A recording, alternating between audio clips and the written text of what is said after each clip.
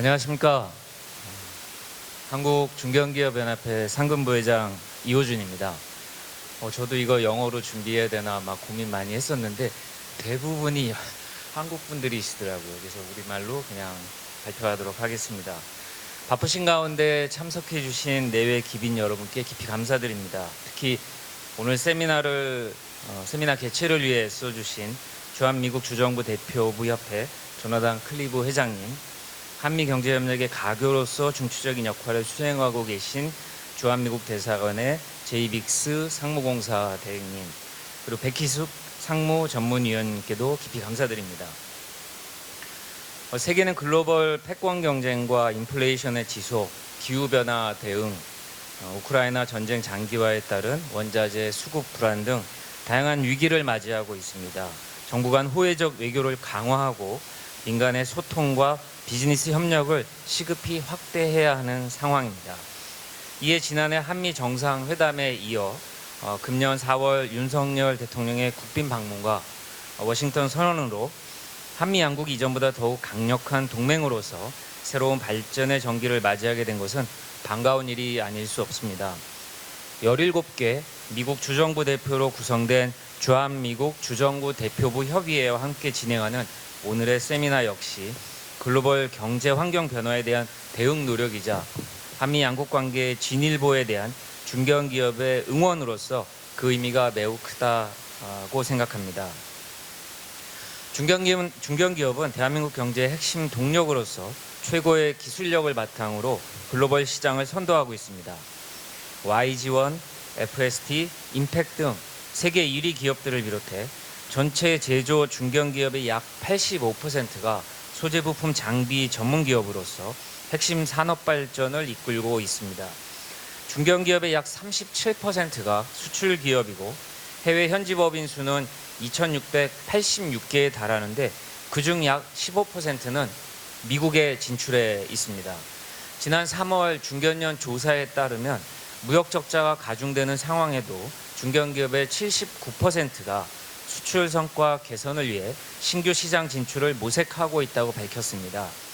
IRA, 칩스폿 등으로 불확실성이 커진 상황에서도 이 중 가장 많은 23%의 중견기업이 미국 시장을 최우선으로 검토하고 있다고 응답했습니다.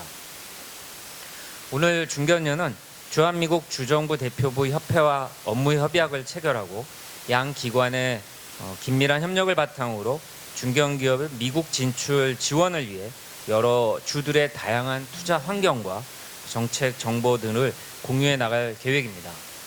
앞으로 모두 함께 모이거나 혹은 개별적으로 정기적인 만남과 소통의 장을 이어갈 예정이니 많은 관심과 참여를 부탁드립니다. 이를 통해 우리 중견기업이 미국의 주별 투자 지원 프로그램과 혜택 등 정보를 확인하고 시장 확대를 위한 잠재적 이점을 폭넓게 얻어갈 수 있기를 바랍니다. 참석하신 모든 분들께 다시 한번 감사드리며 저희 중견연에서는 오늘의 첫 만남을 계기로 중견기업의 글로벌 역량을 강화할 다양한 프로그램을 지속적으로 제공할 것을 약속드립니다. 참석하신 모든 분들의 건강과 행운을 기원합니다. 감사합니다. 부회장님 감사드립니다.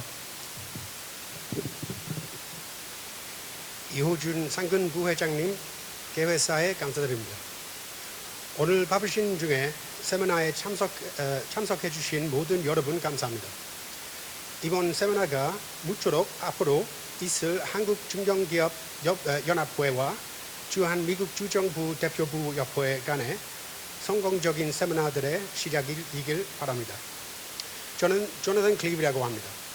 저는 사우스캐롤라이나 상무부 한국사무소 소장이고 특별히 올해는 주한미국 주정부 대표부 협회, 이름이 길죠. 영어로 줄여서 아속이라고 하기도 합니다. 그래서 아속 회장직을 맡고 있습니다. 이 협회에 대해 잘 모르시는 분들을 위해 간단히 소개하자면 이 협회는 20개 이상의 미국주, 카운티 및 항만 당국과 같은 미국 경제개발 조직들로 구성된 협회입니다. 협회의 주요 역할은 미국 내 투자 환경과 투자 기회에 대한 한국 비즈니스 커뮤니티의 인식을 높이고 미국에서 입지를 구축하거나 확장하려는 잠재 투자자에게 실질적인 지원과 정보를 제공하는 것입니다. 그리고 이를 위해 진행하는 주요 활동 중 하나가 오늘과 같은 세미나 및 행사를 공동 주최하는 것입니다. 특별히 오늘 세미나를 공동 주최해 주신 이호준 상근 부회장님과 한국중견기업연합회의 국제협력팀에 감사드립니다. 오늘 행사가 앞으로 두 단체 간에 있을 많은 행사의 시작이길 바랍니다. 특별히 미국에 많은 한국 투자가 이루어지고 있는 현재 상황에서 투자를 고려하는 한국중견기업연합회 회원들에게 필요한 정보와 지원을 제공하는 것은 중요한 일입니다. 우리 협회 회원들은 반도체, 자동차, 배터리, 생명공학 산업 등 투자하는 대기업의 OEM이기도 하지만 또한 근간 역동적인 한국 경제에 막대한 기여를 하는 중견기업들과 관계를 확장하는 데에도 관심이 매우 많습니다. 여러분 기업들은 생산 공장의 중요한 공급망을 형성할 뿐만 아니라 현재 많은 기술, 제품 및 서비스가 그야말로 세계적인 수준이기 때문에 대규모 한국 OEM 투자의 광범위한 성공의 핵심적인 기업들입니다. 그러므로 여러분 기업에게 거대한 미국 시장은 새로운 기회를 찾을 수 있는 큰 잠재력을 가진 곳입니다. 오늘 세미나를 통해 이런 기업의 대표자로서 미국 투자와 미국이 제시하는 기회나 직면할 수 있는 몇 가지 문제점에 대해 정보를 얻으실 수 있는 자리가 되길 바랍니다. 그런 의미에서 제 환영사 이후에 제이 빅스 미국 대사관 상무공사 대행께서 축사를 하시겠습니다. 그 이후에 백희숙 주한미국 대사관 상무전문위원, 컨설팅 회사 3일 PwC의 정민호 디렉터, 그리고 미국 법무법인 버앤포먼 황인구 파트너를 초청하여 미국 투자 환경에 대한 다양한 측면에 대해 들을 수 있는 자리를 마련했는데 이 프레젠테이션이 여러분에게 큰 도움이 되시길 바랍니다.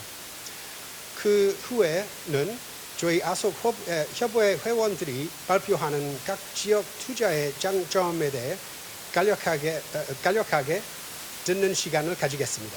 여기에서 각각 대표를 아주 간략하게 소개하고 소개받으시는 분은 참석하신 모든 분들이 알아보실 수 있게 그 자리에서 일어나 주시기 바랍니다. 그럼 이후에 따로 질문이 있으신 분들을 각자 문의하시는데 편하실 것 같습니다. 그럼 소개하겠습니다. 먼저 신희정 테네시주 대표이자 아속의 부회장을 겸직하고 계십니다. 다음으로 서영호 오하이오주 루이지아나주 대표이자 아속 감사이십니다. 양근석 버지니아주 대표 아속 이사를 맡고 계십니다. 그리고 김광석 페어팍스 카운티 대표이자 아속 이사를 겸직하고 계십니다. 김선희 사우스캐롤라이나주 부소장 겸 아속 사무국장이십니다. 다음으로 김영 아리조나주 대표이십니다. 김지연 조지아주 대표이십니다.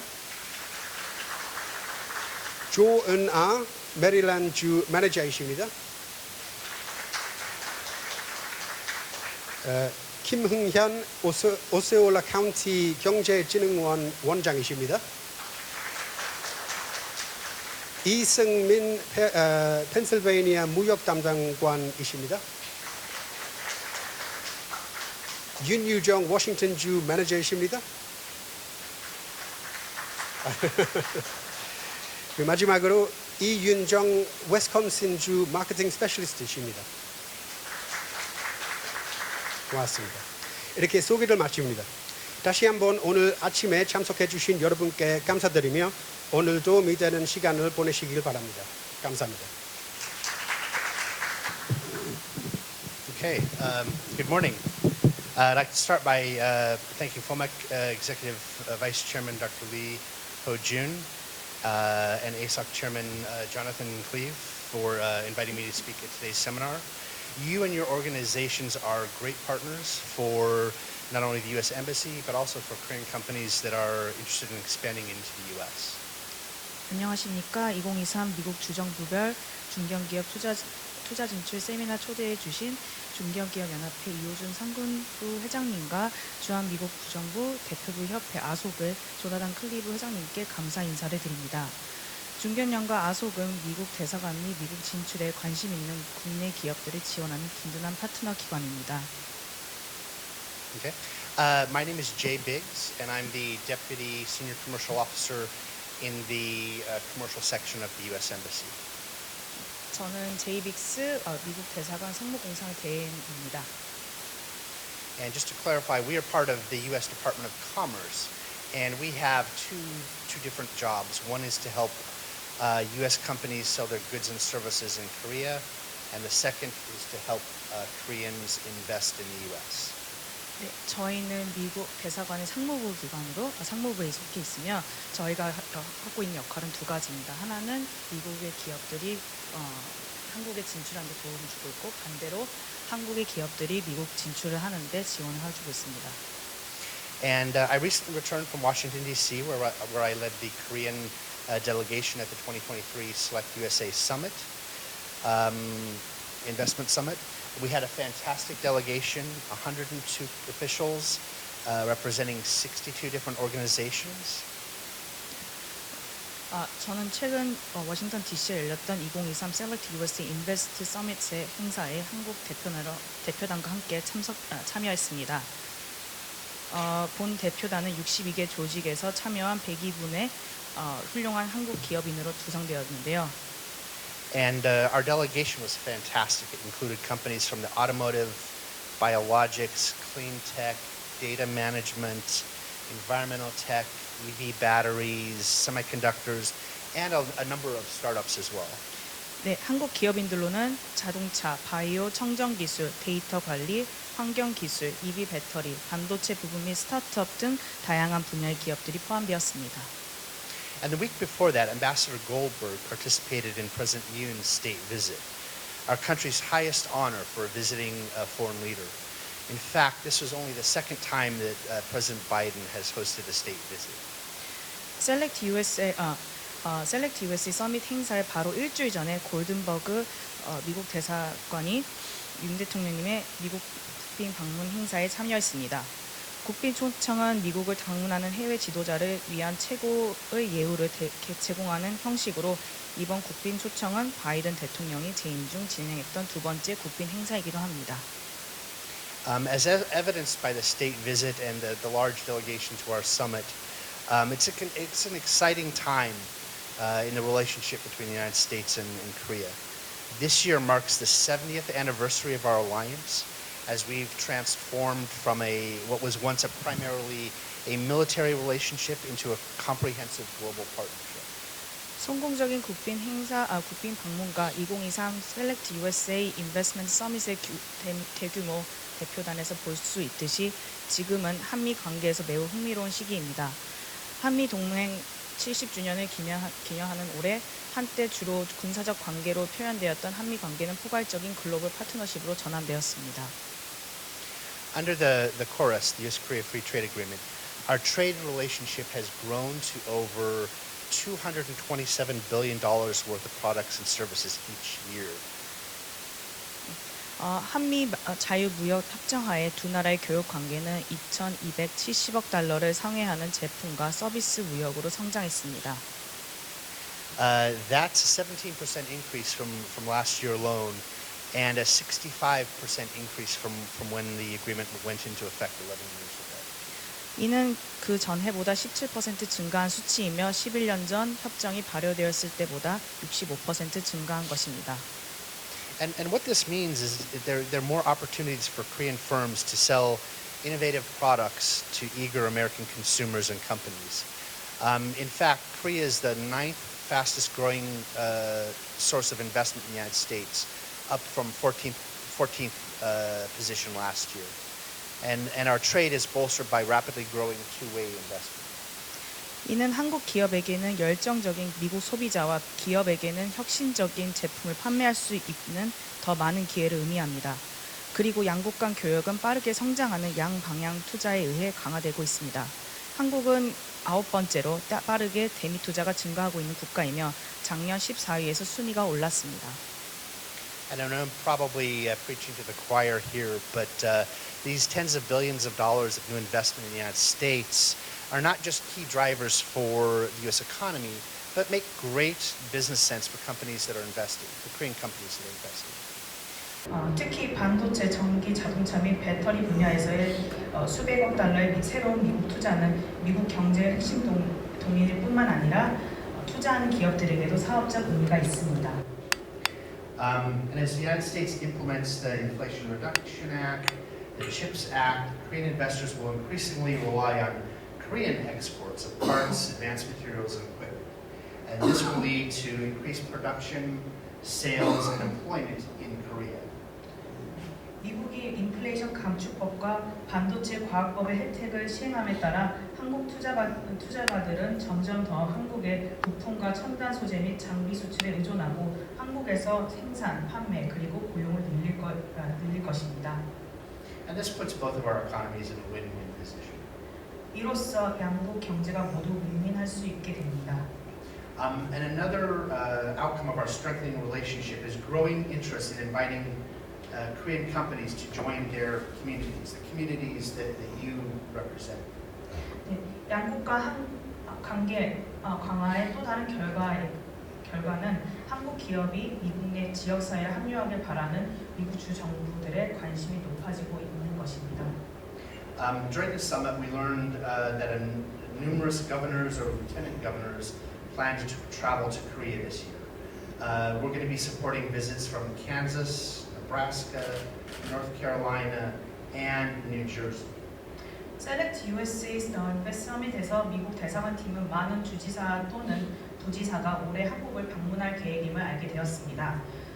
미국 대사관은 칸사스, 네브라스카, 노스캐롤라이나, 뉴저지 주정부의 한국 방문을 지원할 예정입니다.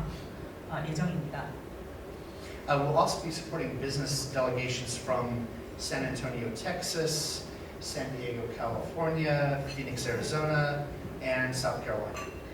또한 텍사스 샌안토니오, 그리고 캘리포니아의 샌디에고, 애리조나주의 피닉스 및 사우스캐롤라이나 비즈니스 대표단과 한국 일정도 도울 예정입니다. And I wouldn't be surprised if we learn about more visitors in the coming weeks. 더 많은 주 정부의 한국 방문에 대해 알게 되더라도 놀라지 않을 것 같습니다.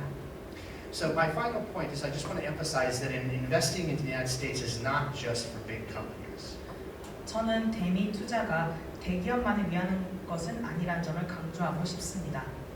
Small and medium-sized companies play a critical role in our economies. They create sustainable growth and high-quality jobs for future generations. 중소기업은 우리 경제에 매우 중요한 역할을 수행하고 있습니다. 중소기업의 미래 세대를 위한 지속 가능한 성장과 양질의 일자리를 창출해내고 있습니다.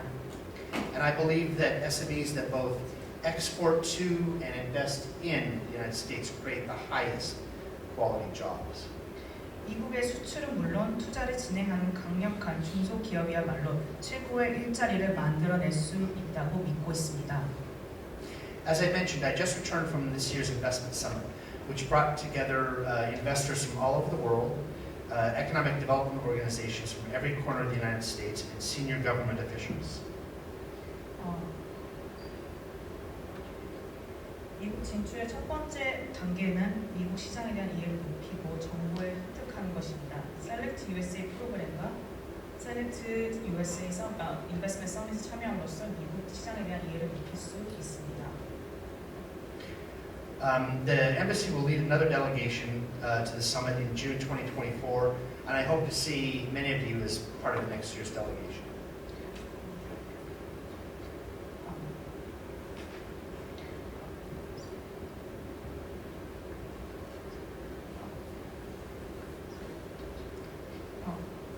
Oh, sorry. I just said that we hope hope to see everybody at the next year's delegation. 내년 내년에 있을 셀렉트 USA에 많은 분들을 뵙기를 기원합니다. We are ready to support you through our Select USA program, which Ms. Bayek will explain in more detail later in the program. Please know that the Select USA team at the U.S. Embassy and in Washington, D.C. stand ready to assist your businesses. We are here to help you and your Korean counterparts grow your footprints in the United States. 내년에 있을 셀렉트 US를 통해서 나중에 설명을 드릴 예정이며 많은 기업들을 지원할 예정입니다.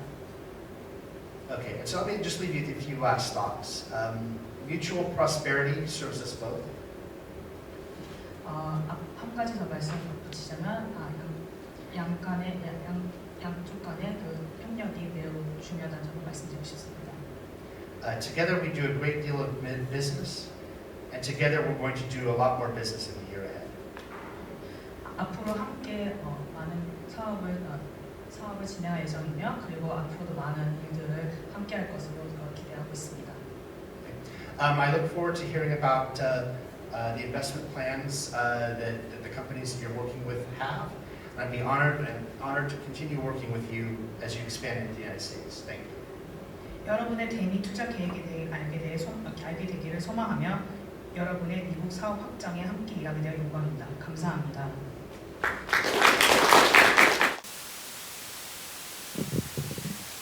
안녕하십니까. 저는 주한미국 대사관에서 대미 투자 촉진 프로그램인 셀렉트 USA를 담당하고 있는 백희숙이라고 합니다.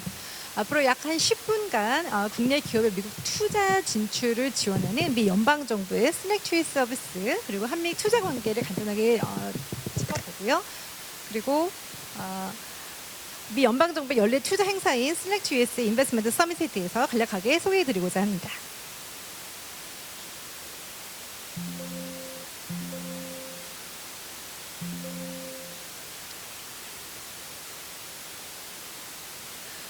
미국은 모든 투자에 열려 있습니다. 기업들은 왜 미국에 투자를 하는 전략적인 어떤 결정을 요즘 많이 하고 계시는 걸까요? 여러분 다 아시다시피 미국은 가장 큰 소비자 시장, 그리고 혁신 문화, 사업의 용이성, 숙련된 노동력, 그리고 풍부한 천연 자원을 바탕으로 안정적인 비즈니스 환경을 제공하고 있습니다. 셀렉트 USA는 미 상무부에 본부를 두고 있고 미 대사관, 영사관을 비롯한 해외의 각 미국 기관을 통해서 국내 해외 기업들을 1대1로 대응을 하고 있는데요. 셀렉트 USA 서비스를 간략하게 세 가지로 말씀드리고자 합니다. 첫째, 기업의 투자 의사 결정에 실질적으로 필요한 어떤 정보, 예를 들어 산업 클러스터 정보라든가 가용 노동력, 요즘 미국의 실업률이 이렇게 낮아지고 있기 때문에 가용 노동력에 대한 궁금증, 그런 질문을 저희 대사관에서 많이 받고 있습니다. 가용 노동력이라든가 운영 비용, 그래서 운영 비용이라는 거는 뭐 전기료라든가 아니면 뭐 물을 많이 쓰는 기업은 물 아니면 뭐 LNG 등 어떤 운영 비용, 그리고 물류시설 등과 같은 정보를 미국에 투자하는 기업들은 다 기본적으로는 타당성 조사를 하시게 되는데요. 이러한 타당성 조사를 미 대사관이 여러분과 함께 지원을 하고 있고 저희 대사관의 서비스는 무료로 그리고 대외비로 진행되고 있음을 여러분께 말씀드리고자 합니다. 두 번째 저희 셀렉트 USA 서비스는 미국 50개 주 그리고 미국의 주정부, 연방정부 그리고 지역정부의 경제개발청들을 직접적으로 연결해 드리는 서비스를 하고 있습니다. 미국 경제개발기관, 지금 여기 나와 있는 이제 아속 멤버 회원사분들, 대표님들을 포함하는 이런 미국 경제개발기관들은 부지 선정이라든가 인허가 취득 그리고 인력 교육 파트너십, 인센티브 등 어떤 최종 서비스 제공 등에 있어서 한국 기업들을 지원해주는 어떤 든든한 현장 파트너 역할을 하고 있습니다. 세 번째 저희 미 연방정부 셀렉트 USA 서비스는 기업들이 현재 진행 중이거나 아니면 진행 예정인 프로젝트와 관련된 어떤 연방 규정, 제도가 해석이 좀 어려울 수 있습니다. 예를 들어 뭐 인플레이션 감축법이라든가 어떤 반도체 과학법의 어떤 혜택을 누림에 있어서 규정을 해석하는 게 좀 다소 어려울 수 있는데요. 미 상무부는 미국의 국무부, 에너지부 관련된 어떤 분과 소규모 분과 회의를 통해서 여러분의 애로사항을 해결해드리고 궁금증을 해소해드리는 역할을 진행하고 있습니다. 다음은 미국 기업이 한국계 투자처를 선정함에 있어서 도움이 되는 몇 가지 유용한 자료를 소개해드리고자 합니다. 지금 보고 계시는 사이트는 클러스터 매핑.us 사이트인데요. 하버드 비즈니스 스쿨과 미 상무부가 협업하여 만든 US 클러스터 매핑은 미국의 산업 클러스터 및 지역 비즈니스 환경에 대한 5천만 개가 넘는 오픈 데이터를 무료로 제공을 하고 있습니다. 이 사이트에서는 여러분의 섹터에 관련하여 어느 지역에서 관련 인력이 많이 밀집되어 있는지, 어느 지역에서 관련된 새로 신규 법인이 설립되고 있는지에 대한 자료를 보실 수 있는데요. 주정부 단위로, 그리고 제일 작은 단위로는 카운티 레벨까지 보실 수 있습니다. 본 사이트는 무료이긴 하지만 처음 접하시는 분들께 다소 어려울 수 있으므로 미 대사관에 연락 주시면 저희가 여러분을 위해서 보고서를 작성해 드리겠습니다. 또한 미 상무부의 그 슬랙트의 웹사이트에서는 미국 투자 가이드를 제공을 하고 있습니다. 이 투자 가이드는 미국의 투자를 진행함에 있어서 전반적으로 꼭 짚어야 하는 어떤 체크리스트, 그리고 뭐 부지 선정을 함에 있어서 필요한 어떤 주요 고려사항, 그리고 세금, 노동력, 비자 관련된 챕터들로 구성이 되어 있는데요. 이 챕터들은 미국의 로펌들이 본인들의 어떤 전문 지식을 바탕으로 작성을 하는 어떤 투자 가이드이기 때문에 미국에 투자를 하시는 분들은 한 번 정도는 먼저 보고 진행하시면 좋으실 것 같습니다. 저희 대사관에서 저희 관련된 사이트를 링크를 같이 보내드리도록 하겠습니다. 지금 보고 계시는 슬라이드는 저희 미 연방에서 미국에 투자를 하고자 하는 기업들에게 제공하는 어떤 맞춤형 보고서 샘플입니다. 각 기업마다 필요로 하시는 어떤 정보가 다르실 건데요. 뭐 물류라든가 임금 수준, 세제, 전기, 상하수도세 관련된 유틸리티 비용 등 기업이 원하는 정보를 관심 있는 지역에 맞춰서 비교 분석을 해드리는 보고서를 작성해 드리고 있습니다. 본 보고서는 대략 한 2주 정도가 소요되므로 리드 타임을 감안하셔서 저희 대사관에 연락을 주시면 되겠습니다. 다음은 한미 관계에 대해서 간략하게 소개해드리고 합니다. 한국은 미국에 약 717억 달러를 투자하며 미국에서 빠르게 투자가 증가하고 있는 국가 순위 9위에 랭킹되어 있는데요. 미국에 많이 투자를 하고 있는 어떤 주요 산업으로는 여러분 다 아시다시피 자동차 부품이라든가 산업용 장비, 소프트웨어, 전자부품, 재생에너지 순으로 많은 국내 기업들의 미국 투자가 진행되고 있습니다. 최근 발표된 대미 투자 몇 가지 프로젝트를 살펴보겠습니다. 2023년 1월에는 한화 Q3이 미국 조지아주에 태양광 패널 제조 단지를 건설하기 위해 약 25억 달러를 투자하겠다고 발표를 했는데요. 이 시설을 패널 자체 조립 외에도 뭐 실리콘 인곳이라든가 웨이퍼, 셀과 같은 태양광 패널 부품을 생산할 예정입니다. 2023년 1월에는 전기차 산업용 리튬이온 배터리 전해액 개발 업체인 솔브레인 MI가 미국 인디애나주 코코모에 제조 시설을 설립하기를 위해 7,500만 달러를 투자한다고 발표를 하기도 했습니다. 마지막으로 스낵 USA 인베스트먼트 서밋에 대해서 간략하게 소개해드리고자 합니다. 스낵 USA 인베스트먼트 서밋은 미 연방이 진행하는 연례 투자 행사입니다. 본 행사는 다국적 기업, 중소기업, 중견기업, 그리고 성장하는 스타트업을 포함한 모든 규모의 투자자들을 위한 행사인데요. 스낵 USA 서밋에서는 기업들의 비즈니스 성공에 필요한 어떤 인맥이라든가 정보, 시장 정보 또는 최근 비즈니스 동향들을 탐색하실 수 있습니다. 본 행사에서는 미국 고위 재계의 관계 인사들, 그리고 정부 수뇌부, 비즈니스 C-수입 어떤 최고 경영자들이 총 출동하여 최신 미국의 비즈니스 동향에 대한 통찰력을 공유하고 미국 전역에 있는 투자 기회를 선보이는 그런 행사입니다. 또한 본 행사에서는 비즈니스 매치메이킹 앱을 통해서 본 행사에 참석하는 투자자와 주정부 관계자, 그리고 법률, 회계, 컨설팅, 어떤 사이트 셀렉션을 지원하는 서비스 프로바이더들과 1대1로 미팅을 하실 수 있으십니다. 그리고 매년 서밋에서는 투자에 있어서 숙지해야 하는 꼭 필요한 내용들, 예를 들어 뭐 고용법이라든가 미국 비자 관련된 내용이라든가 세금 공제 인센티브 관련된 내용을 포함하고 있습니다. 올해 서밋은 5월 초인 5월 1일부터 4일까지 미국 워싱턴 DC에서 진행이 됐고요. 본 행사에는 최대 규모로 진행이 돼서 4,900여 명의 해외 기업인들, 그리고 미국 주정부 관계자들 등이 총 출동했습니다. 연방정부 장관 6분, 그리고 주지사 16분들이 총 출동해서 참석하는 해외 기업인들을 1대1로 상담하는 그런 행사를 가졌습니다. 우리 국내나 국내 기업은 약 100여 분 정도가 참석을 했고요. 내년도 행사는 2024년 6월 23일부터 26일까지 워싱턴 DC 인근의 메릴랜드 내셔널 하버에 있는 게이로드 호텔에서 진행됩니다. 주한 미국 대사관은 우리나라 기업인들을 모시고 미국의 투자에 관심 있는 기업분들에게 실질적으로 필요한 정보를 얻으실 수 있도록 지원하는 사절단을 모시고 본행사에 참석할 예정입니다. 주한 미국 대사관은 여러분의 투자와 함께 발맞춰서 진행을 하고자 발맞춰서 노력을 하고 있습니다. 저희 미 대사관의 팁튼 트로이드, 마이클 김 상무부 외교관, 그리고 제가 여러분의 든든한 파트너로서 역할을 다하고자 합니다. 대사관에 연락 주셔서 여러분의 투자에 조금 더 저희가 조금이나마 도움이 되는 그런 조직이 되었으면 합니다. 오늘 말씀 경청해 주셔서 감사합니다. 고맙습니다. 네, 안녕하세요. 저는 3.1회계법인의 정민호입니다. 저희 그 해외 진출 관련된 자문 업무를 주로 맡아보고 있고요. 오늘은 이제 10분이라는 좀 제한적인 시간이다 보니까 어떤 자세한 내용을 전달드린다기보다는 요새 지금 이 주요 법인들과 중견 법인들의 미치는 영향에 대한 좀 맥을 한번 좀 말씀드리고 하는 시간으로 좀 진행을 해보도록 하겠습니다.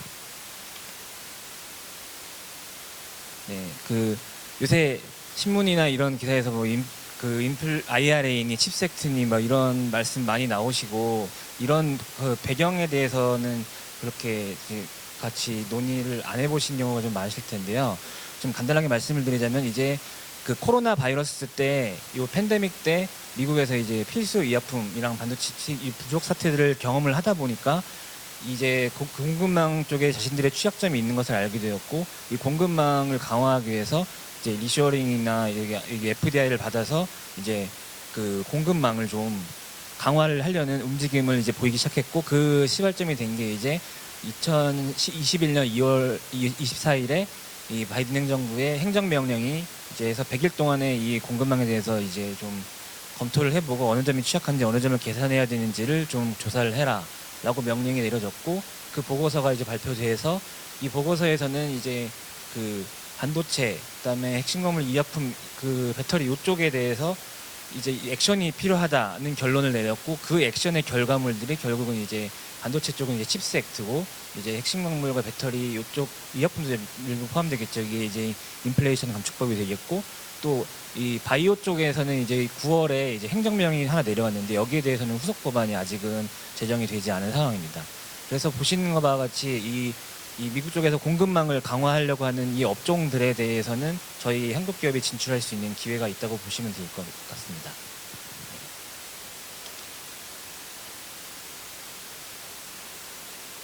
그래서 제가 이제 봤을 때 저희 중견기업 쪽에 가장 이제 그 임팩트가 컸던 것은 아무래도 이 친환경차 세액공제 30D가 아닌가 싶습니다. 그래서 보시면은 IRA 발효 전에도 미국은 이제 원래 전기차를 살 때 세액공제를 주고 있었는데 이 IRA가 발효가 되면서 이 전기차 최종 소비자가 전기차를 구매하라고 할 때 받을 수 있는 세액공제의 대상이 제한되었습니다.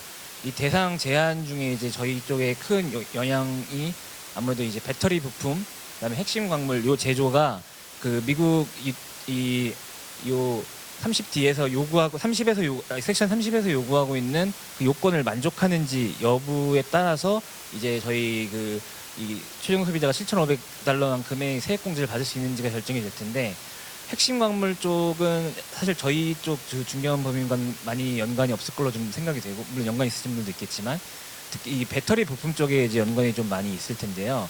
이 배터리 부품 같은 경우에는 이제 저렇게 양극판, 음극판, 분리막, 전해질, 배터리 셀, 배터리 모듈 이런 주요 부품들이 이제 주요 부품들이 만들어지면서 증분 가치가 생성이 될 텐데요. 이 증분 가치 전체 이 배터리 부품의 증분 가치 중에 어느 정도만큼의 증분 가치가 미국에 생산되었는지 이 증분 가치의 비율이 2023년 50%부터 2029년 100%까지 이 증분 가치 비율을 달성을 해야 되는 그런 그 제한 요건이 발생을 했습니다.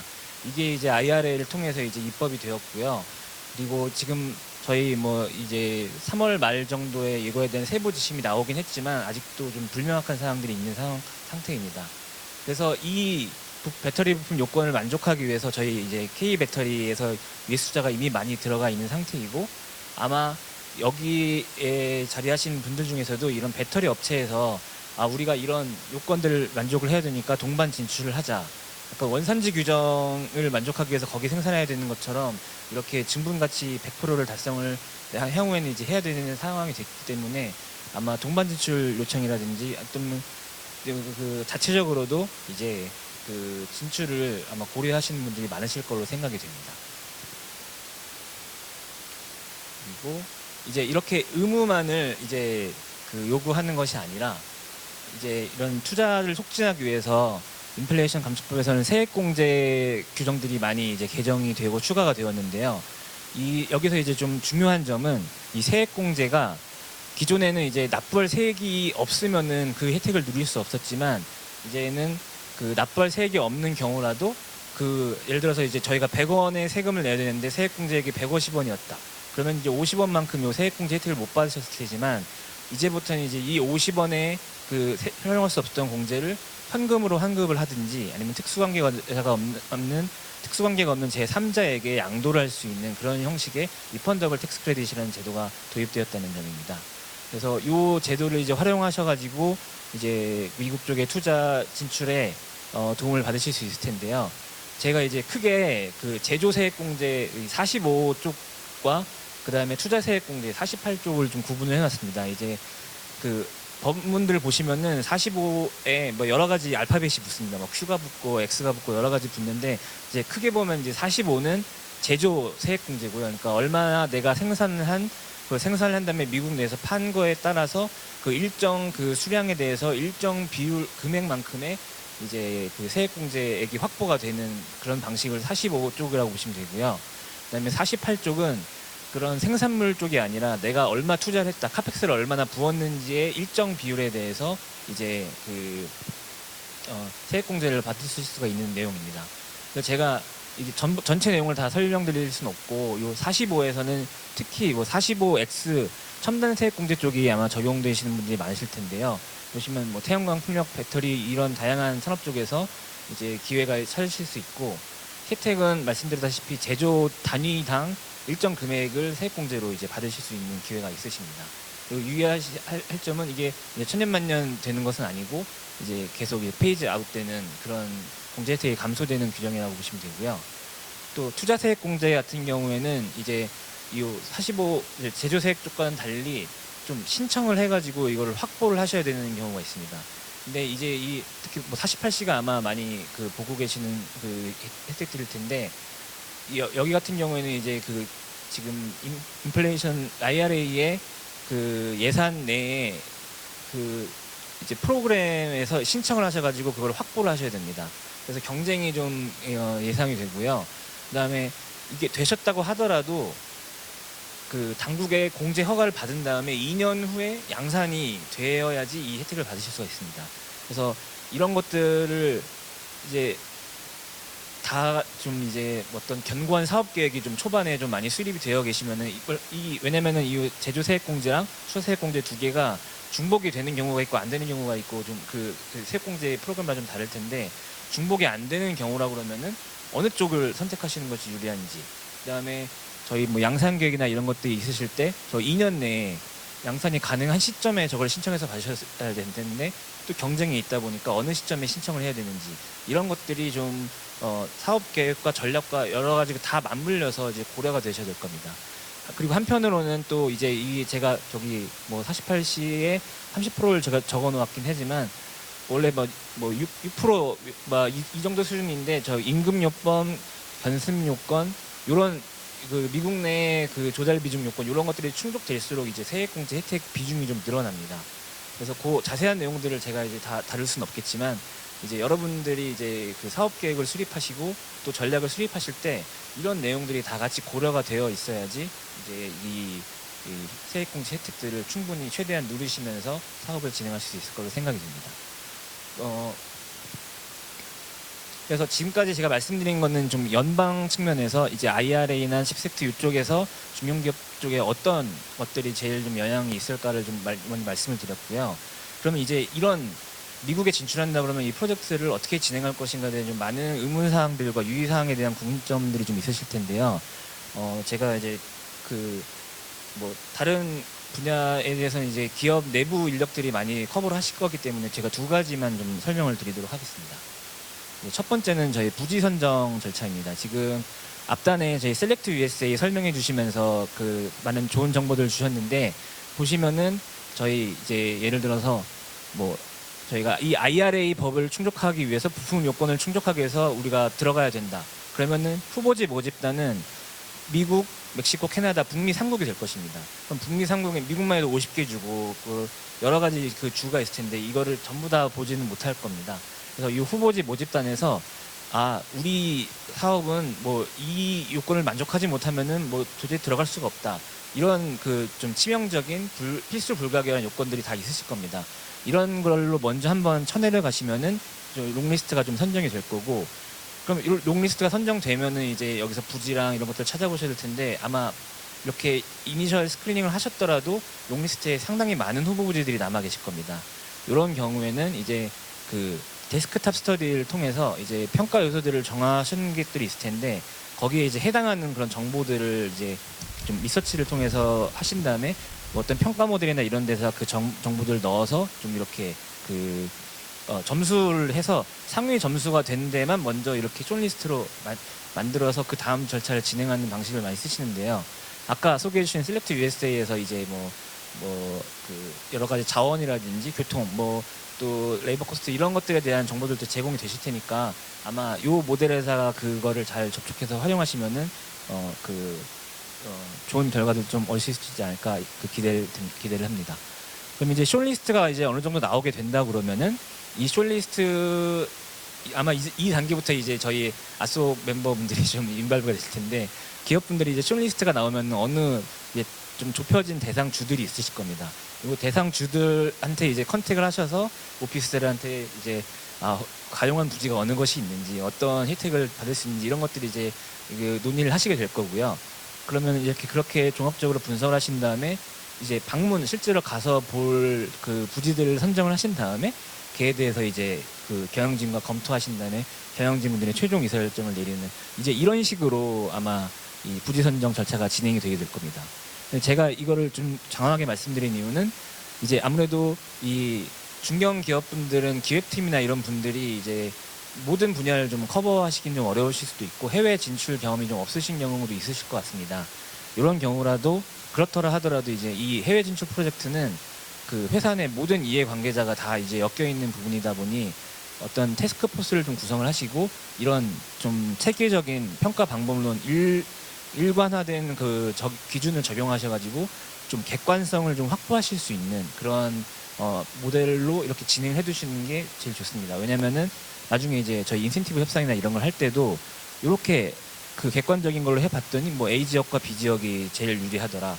근데 내가 A 지역에 가려면은 요게 커버가 돼야 되니까 요걸 인센티브라든지 여러 도움들로 좀 도움을 주세요. 라고 하는 그 정당성이 어느 정도 확보가 될 수 있기 때문에 처음부터 이런 절차를 좀 거쳐주시면은 좀 베스트 프랙티스가 되지 않을까 생각을 합니다. 네, 그 다음에는 이제 그 인센티브 협상 쪽을 아마 좀 많이 궁금해하실 텐데요. 이게 각 그 인센티브 주는 주체마다 이런 절차들이 좀 다르겠지만 먼저 제가 앞서 설명드렸던 저 이제 45나 48 같은 그런 IRA 관련된 그것들은 다 연방 차원의 이제 인센티브고요. 여기서 다루는 건 이제 주랑 지방 정부 차원의 이제 인센티브인데 기존까지는 저희가 연방 정부에서는 그렇게 많은 혜택을 제공하진 않았고 주로 이제 주 지방 정부 쪽에 이제 재량을 좀 많이 주셔가지고 이렇게 됐었는데 보통 이렇게 진행이 됩니다. 그 이제 인센티브를 아까 숏리스트 정도 단계에서 이제 한 서너 개 주 정도가 좀 이제 선정이 되면은 이제 인센티브 제한 요청을 하시겠죠. 그러면은 여기 에이속에 있는 분들이 이제 그쪽 경제개발청과 이제 컨택을 하셔가지고 본인들이 갖고 계신 이제 모델이나 이런 것들로 조건들을 분석을 하셔가지고 이니셜 오퍼를 이제 주실 겁니다. 그럼 이 이니셜 오퍼를 가지고서 협상을 이제 하시겠죠. 이런 거는 저희가 좀 더 받았으면 좋겠고 이런 거는 이렇게 좀 협상을 하신 다음에 이게 합의가 이루어진 다음에 이제 MOU 체결 또는 레터 오브 인텐트를 받으신 다음에 아마 회사 이사회나 이런 쪽에서 이제 어디 가시겠다고 결정을 하시겠죠. 그 다음에 그 이후에는 이제 공식적인 인센티브 신청을 이제 하시고 그 다음에 지방 정부에서 공청이라든지 뭐 이런 추가적인 필요 절차가 있으면 그것도 진행하고 그다음에 최종적으로 이제 계약을 체결하는 이런 프로세스로 이제 진행이 되게 됩니다. 그래서 이게 상당히 생각보다 시간이 오래 걸리실 수 있기 때문에 그 양산 전에 그 어느 정도 그 최종 양산이 어느 정도 해야 되는지 일정부터 뒤로부터 이제 어느 정도 그 일정이 확보되어야지 할 수 있는지를 좀 먼저 파악을 하시고 그거를 감안하셔가지고 이 인센티브 협상에 임하시는 것이 좋을 걸로 좀 생각이 됩니다. 네, 그래서 마지막으로 이제 한국 기업들이 이런 해외 진출 프로젝트를 하시면서 좀 약간 커먼 피플 그 자주 빠지시는 이 함정들을 이제 세 가지 포인트를 제가 한번 뽑아봤는데 첫 번째는 이제 그 넷텍스 버든을 분석을 좀 누락하신 경우들이 좀 많은 것 같습니다. 이제 이니셜 오퍼를 받아보시면은 뭐 A 주는 인센티브를 막 뭐 100을 주고 어떤 주는 150을 주고 이렇게 해서 그 금액만으로 비교하시는 분들이 있으실 텐데 그 이제 어느 정도 견고한 사업 계획을 미리 수립을 해놓으셨다 그러면은 어떤 뭐 1년부터 뭐 5년, 5년부터 10년까지 해서 자신의 그 영업이익이라든지 그런 걸로 해가지고 내가 이 주에서 부담해야 될 세부담 이런 걸 좀 산출을 하실 수 있을 겁니다.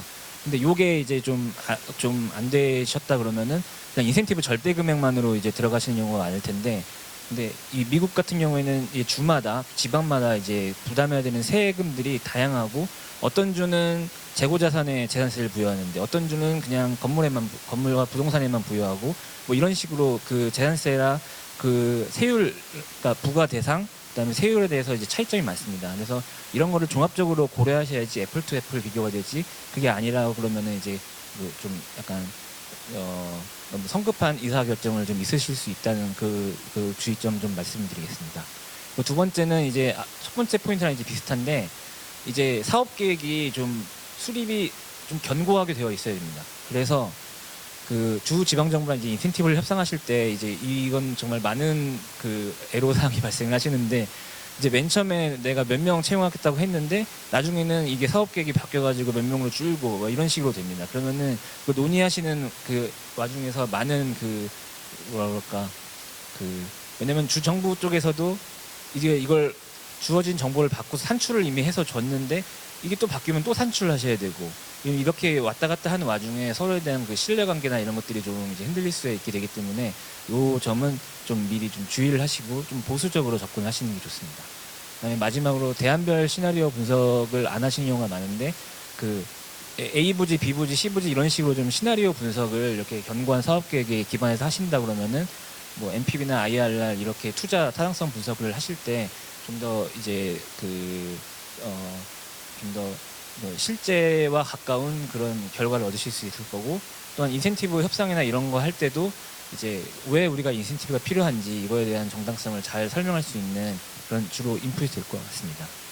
그래서 이제 이 해외 진출 프로젝트는 이제 많은 사람들이 엮여 있다 보니까 아무래도 해외 진출 경험이 풍부한 총괄팀이 리딩을 좀 하고 그다음에 회사의 다양한 부서가 다 TF에 들어와서 부지 선정부터 투자 실행까지 좀 체계적으로 프로젝트를 실행하시는 것이 이제 시행착오와 사회 유출을 줄이는 지름길이 될 거라고 봅니다. 네, 저 발표는 여기까지 마치겠습니다. 감사합니다. 네, 안녕하세요. 저는 버햄 포먼에 근무하고 있는 한기빈 변호사입니다. 우선 이렇게 뜻깊은 자리에 초대해 주신 그 포맷과 아속 여러분께 감사 말씀드립니다. 저는 우연히 지금 한국에 출장을 왔는데 이제 이 자리에 참석을 하게 됐고요. 지금 애틀란타 사무실에서 근무하고 있고 오늘 발표해 주실 황인구 변호사는 저희 알라바마 몽고메리에서 근무하고 있습니다. 간단히 설명드리면 저희는 미 동남부 지역을 중심으로 해서 한 400명 정도 변호사가 지금 근무를 하고 있고요. 주로 이제 미국 진출 시의 인센티브 협상 그리고 건설 계약, 부동산 구매, 회사 설립 그리고 운영 측면에서는 노동법하고 이민법 등을 자문하고 있습니다. 오늘 발표할 내용은 이제 운영 측면에서 나중에 진출을 하신 다음에 그 가장 이슈가 빈번하게 일어나는 그 노동법 관련해서 좀 말씀을 드려볼까 합니다. 예, 안녕하십니까. 저는 버햄포먼 로펌의 변호사 황인구라고 합니다. 제가 오늘 10분간 할 내용은 현재 노동법 및 이민법 비자 종류입니다. 여기서 운영을 하면서 많은 회사들이 소송을 당합니다. 그 소송을 당했을 때 대부분 이런 식으로 이야기가 진행이 됩니다. 그 해고된 전 직원이 회사를 상대로 해가지고 차별 소송을 하거나 아니면은 본인이 가족의료휴가법에 정해진 휴가를 썼더니 근태 규정 위반으로 해고가 됐다. 이런 식으로 진행이 됩니다. 그때 제가 받는 첫 질문이 이겁니다. 미국에서는 해고가 자유롭다고 했는데 그게 아닌가요입니다. 이게 반은 맞고 반은 틀립니다. 대원칙은 임의 고용의 원칙, 즉 employment at will이라고 해가지고 해고가 자유롭다가 맞지만 이런 예외 법률에 저촉되는 그런 해고, 그런 징계 이런 것들은 불법이다 이런 겁니다. 먼저 1964년도에 제정된 Civil Rights Act 민권법이고요. 여기서는 인종, 국적, 피부색, 종교, 성차별 그리고 더 나아가서 성희롱을 금지를 하고 있습니다. 즉 해고가 자유롭다 아니면은 징계가 자유롭다 인사조치가 자유롭지만 인종, 피부색, 국적, 종교, 성차별에 기인한 해고는 불법이다 이런 겁니다. 그리고 직장 내 장애인 차별금지법이 있습니다. ADA라고 하고요. 직장 내에서 장애를 가진 직원을 차별을 금지를 하고 더 나아가서 적절한 조치를 취해줘야 된다고 하고 있습니다. 그렇기 때문에 이 직장 내 장애인 차별금지법으로 인한 소송은 보통 이런 식으로 진행이 됩니다. 내가 장애를 가지고 있는 직원이었는데 나에게 다른 규정을 적용을 해서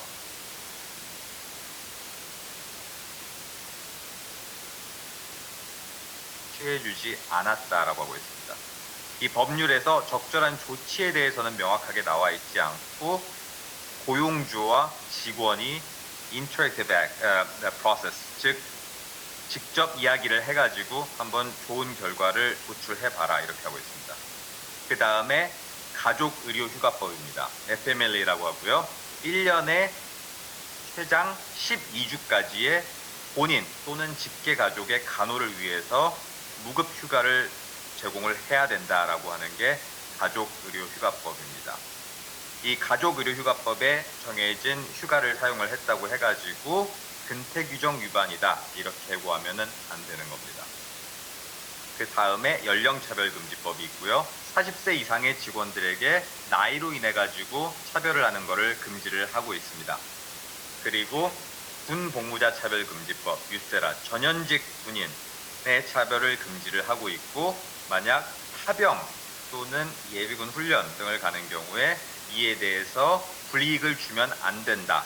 그리고 최장 5년까지 자리를 보존을 해줘야 된다. 이렇게 하고 있습니다. 그 다음에 Fair Labor Standards Act가 있고요. 여기서는 연방 최저임금과 초과 근로수당을 규정을 하고 있습니다. 연방 최저임금은 현재 7불 25센트입니다. 시간당 7불 25센트입니다. 주에서 이것보다 높게 설정하는 건 가능합니다. 예를 들어서 캘리포니아 같은 경우에는 최저임금이 15불 50센트입니다.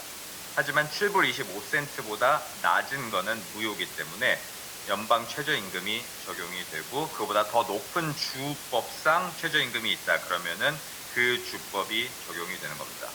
그리고 40시간, 일주일에 40시간 이상 근무라는 경우에 40시간 넘는 초과분에 대해서 오버타임 수당, 즉 초과 근로수당을 1.5배를 제공을 해야 된다는 걸 이 법률에서 정하고 있고요.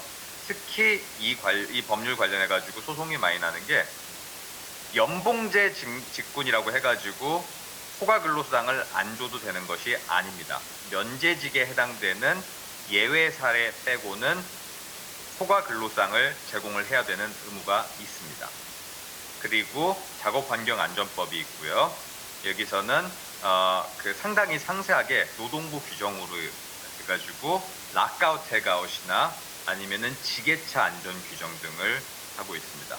그리고 모든 게 이 리텔리에이션이 규정이 있는데 이런 법률상 자기의 권리를 주장을 했다라고 해가지고 그로 인해서 보복성 인사를 하는 것을 금지를 하고 있습니다.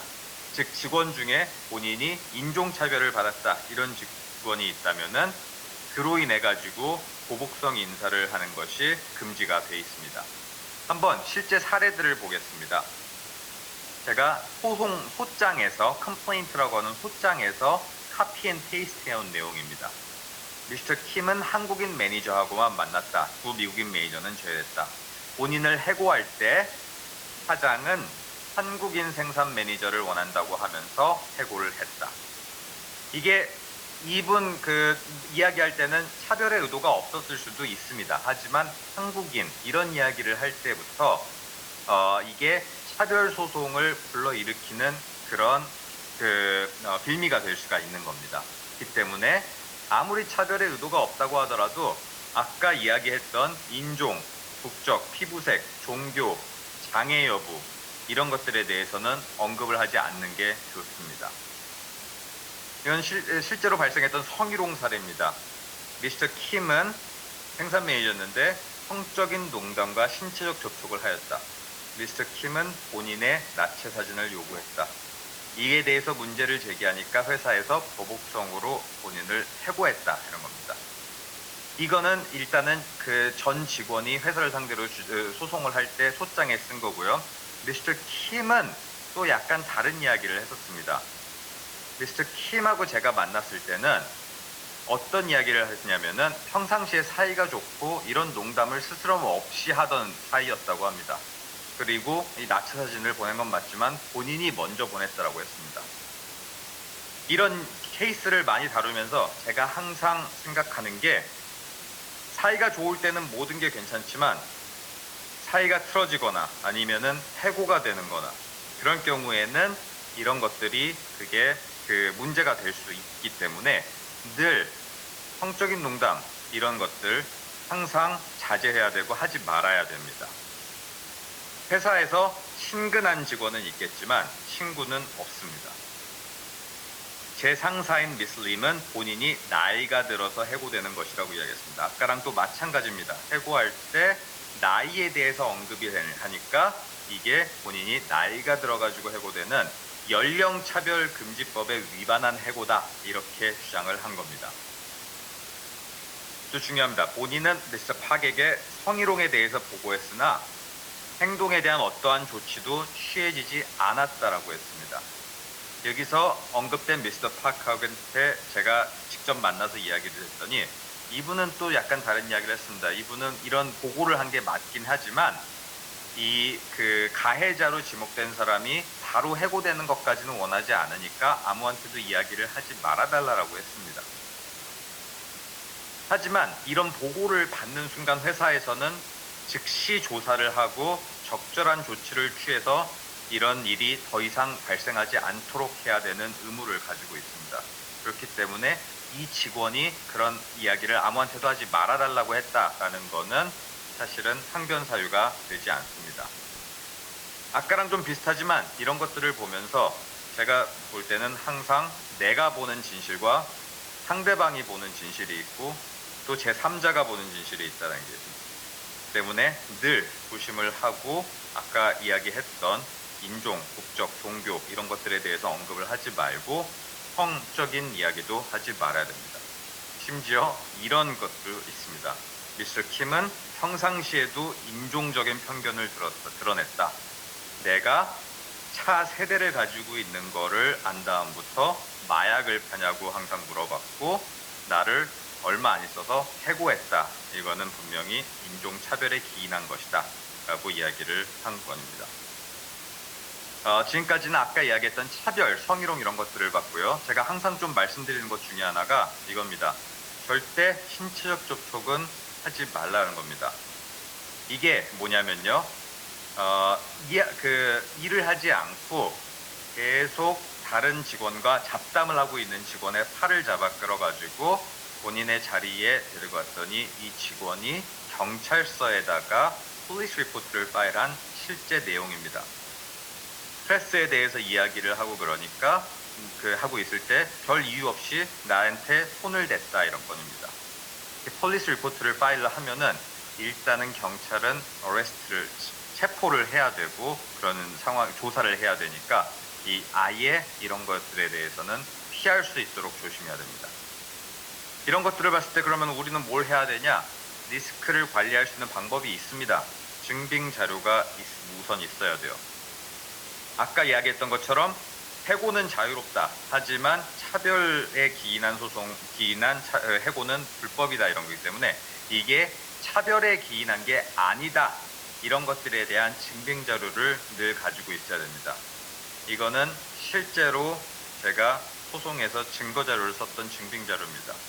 이 직원이 지게차에서 한참 동안 자고 있는 이거를 보고 이 직원은 본인이 장애를 가지고 있어가지고 이런 그 잠에 빠졌고 이를 회사에서 차별적으로 적절한 조치를 취해주지 않아가지고 해고를 했다 이렇게 한 겁니다. 더불어서 미국 현지에는 EPLI 보험이라는 게 있습니다. 이게 뭐냐면요. 직원이 회사를 상대로 인종차별, 성차별, 성희롱 이런 소송을 했을 때 변호사 비용 및 합의금까지도 보장을 해주는 보험입니다. 미국에서 사업을 하게 되면은 이 EPLI 보험을 반드시 구비하는 것을 추천을 드립니다. 그리고 더 나아가서 지금은 이제 그 이민법상 비자 종류를 빨리 다루겠습니다. 가장 주재원분들이 많이 사용하는 것은 L1 비자와 E2 비자고요.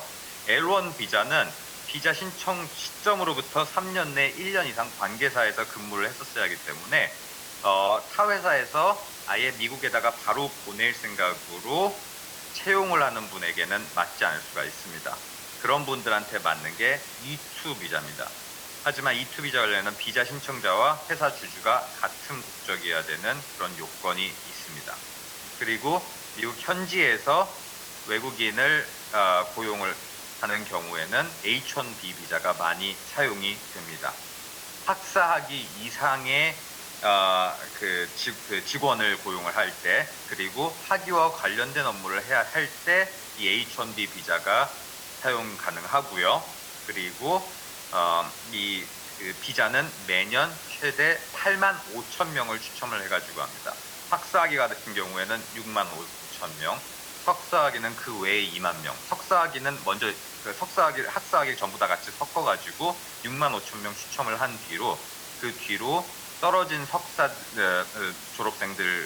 석사 이상의 졸업생들을 대상으로 해가지고 다시 또 2만 명을 추첨을 하게 됩니다. 그리고 많은 질문 중에 하나가 초창기에 셋업을 할 때 한국 본사분이 미국 출장으로 업무를 어느 정도 할 수 있는지 여부와 그리고 만약에 장비 설치할 때 어떤 비자로 어떤 업무를 할 수 있는지 여부입니다. 먼저 현지에서 미팅 같은 거 가능하고요. 계약 협상 가능하고요. 그리고 장비를 매각한 회사에서 이 설치까지 같이 돼 있다. 그러면은 그 구매한 장비에 대한 설치 및 교육도 가능합니다. 예, 이상으로 마치겠습니다.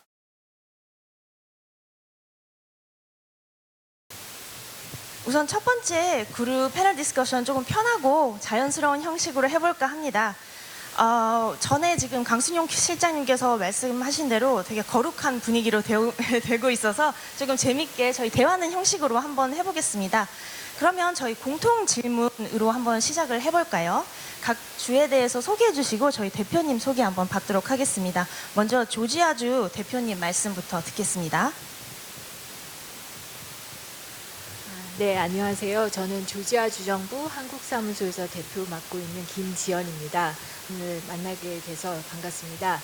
조지아주 소개를 이제 다른 주 대표분들과 함께 이제 각각 하겠는데, 사실은 조지아주에는 지금 한국 교민이 한 15만 이상 살고 있고, 그다음에 서울, 인천 그 직항이 일주일에 한 12편 정도 다니고 있습니다. 그래서 한국 기업들이 미국 시장, 북미 시장 진출 고려하실 때 좀 조지아주를 가시면은 이러이러한 혜택과 또 이점이 있다, 이런 것들 저희가 소개해 드리는데요. 지금 다 말씀드리기는 너무 길 것 같고요. 오늘 이따가 만약에 더 궁금하신 점 있으면 언제든지 연락 주십시오. 감사합니다. 감사합니다. 그럼 이어서 메릴랜드 주 대표님 말씀 듣겠습니다. 네, 저는 메릴랜드 주정부 한국 사무소의 조은아 매니저라고 합니다. 메릴랜드 주는 워싱턴 DC와 뉴욕 사이 동부 해안에 위치한 주이고요. 5개의 주간 고속도로, 4개의 국제공항, 4개의 자유무역지역, 볼티모어항과 같은 인프라들이 잘 갖추어져 있어서 지리적으로 접근성 면에서 여러 이점을 자랑합니다. 또한 많은 과학기술 인력을 보유하고 있고요. 또 미국의 수도와 가깝기 때문에 이제 정부 이사 결정권자, 외국 대사관, 그리고 국제 비즈니스 리더들과 빠르게 소통할 수 있다는 장점이 있습니다. 감사합니다. 네, 안녕하세요. 저는 펜실베니아 주정부 한국사무소의 이승민 담당관이라고 합니다. 저희 펜실베니아는 미국 내에서 또 대외적으로 키스톤 스테이트라고 많이 불리고 있는데 이제 미국 건국에 있어서 뭐 역사적으로나 경제적으로 펜실베니아가 좀 많은 역할을 해서 키스톤 스테이트라고 불리고 있는데 대표적으로 이제 투자나 진출 쪽으로 좀 장점을 한 3가지 정도 말씀을 드리자면 첫 번째로는 이제 지리적인 중심지로 말씀을 드릴 수가 있는데 미국 동부 쪽에 이제 펜실베니아가 동부에 위치해 있는데 미국 동부 쪽에 이제 아틀란틱 코리도라고 미국 연안 쪽에 보스턴부터 시작해서 워싱턴 DC까지 이어지는 이제 주요 루트가 있는데 이제 펜실베니아의 주요 도시인 필라델피아가 제일 중심에 위치하고 있습니다. 그래서 이제 뭐 다른 미국 도시 내에서 펜실베니아로 갈 수 있는 그런 지리적인 이제 교통 인프라가 잘 되어 있고 이제 지상 인프라 외에도 이제 저희 이제 소개 자료 보시면은 펜실베니아 포트라고 소개 자료가 있는데 이제 항구 쪽으로도 이게 인프라가 잘 되어 있고 항공 쪽은 지금 한국에서 펜실베니아로 가는 직항 노선이 없긴 한데 지금 펜실베니아에 있는 공항들이랑 국내 이제 아시아나항공, 대한항공들이랑 같이 좀 긴밀히 신규 노선을 개설하려고 지금 얘기하고 있고요. 그다음에 두 번째로는 이제 풍부한 인력 자원이라고 말씀드릴 수가 있는데 이제 펜실베니아에 좀 세계적으로 유명한 학교들이 많이 있습니다. 이제 동부 쪽 필라델피아에 있는 펜실베니아 대학교나 와튼스쿨 이런 게 있고 서부 쪽으로는 카네기 멜론, 피츠버그 대학교 이런 쪽에 있는데 이 학교들이 이제 학생들한테 이제 졸업 후에 산업체에서 직접 일을 업무적으로 잘 할 수 있도록 그런 전문적인 지식만 가르치는 게 아니라 기술적인 부분이나 경험들을 많이 할 수 있도록 도와주기 때문에 좀 그런 풍부한 인력 자원이 있고 마지막으로는 이제 다양한 산업 분야에 대한 협력 기회라고 말씀드릴 수가 있는데 미국 블룸버그에서 펜실베니아가 미국 내에서 다양한 산업이 발달되어 있는 스테이트라고 이렇게 꼽기도 했거든요. 그래서 이제 펜실베니아 쪽에 있는 다양한 산업이 이제 경제 다각화로 미국 펜실베니아 주정부에서도 이제 그런 쪽으로 많이 지원하고 있기 때문에 이제 투자나 진출 쪽으로 국내 기업들이 진출하기에 좀 좋은 스테이트라고 이제 말씀을 드릴 수 있을 것 같습니다. 감사합니다. 네, 안녕하세요. 워싱턴주 상무부 한국사무소 윤유정 매니저입니다.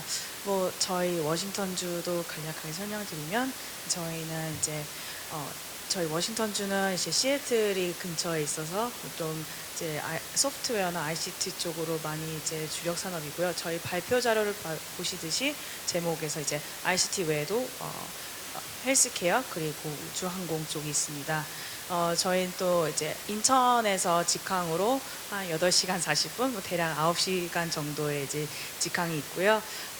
더 많은 오늘 좀 좋은 시간을 기회로 혹시나 더 많은 저희 주를 소개하고 이제 궁금하신 점은 나중에 한번 더 말씀 부탁드리겠습니다. 감사합니다. 네, 그리고 마지막으로 사우스캐롤라이나 주에서 대해서 잠시 말씀드리겠습니다. 이름에서 유추하실 수 있듯이 노스캐롤라이나를 옆에 두고 있고요. 또 마찬가지로 조지아주와 또 이웃을 하고 있습니다. 경계를 하고 있진 않지만 또 위에 테네시주도 함께 하고 있습니다.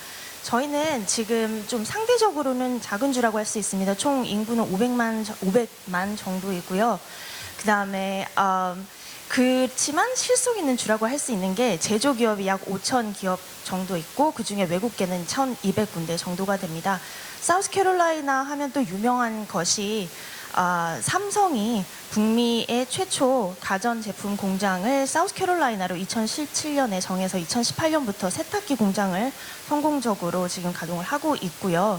그래서 전체적인 주요 산업을 말씀드릴 것 같으면 제가 지금 대표님 보니까 생각나는 게 저희도 조지아도 사바나 항구가 지금 유명하지만 저희도 바로 옆에 남동부에서 물동량이 많기로 유명한 찰스턴 항구도 있습니다. 그래서 이 항구랑 그다음에 주 안에 있는 약 5개의 주간 그 고속도로를 이용해서 트러킹, 철도, 항구 다 더 유용하게 사용하실 수 있고요. 그래서 이를 레버리지해서 좀 추후에 조금 더 자세히 말씀드릴 자동차, 최근에 또 EV, 배터리 관련해서 계속해서 좋은 소식을 저희가 들려드리려고 노력하고 있고 또 그러고 있고요.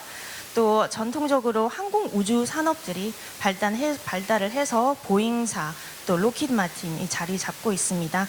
그리고 또 빼놓을 수 없는 것은 생명과학 분야인데요. 네프론 제약의 본사가 또 사우스캐롤라이나에 자리를 잡고 있고 또 전통적인 농업 분야 또한 빠뜨릴 수 없는 것입니다. 제가 사우스캐롤라이나 보통 물어보시면 한 문장으로 말씀드리는 게 비즈니스 프렌들리, 그러니까 기업 친화적인 남동부의 제조업 중심지입니다.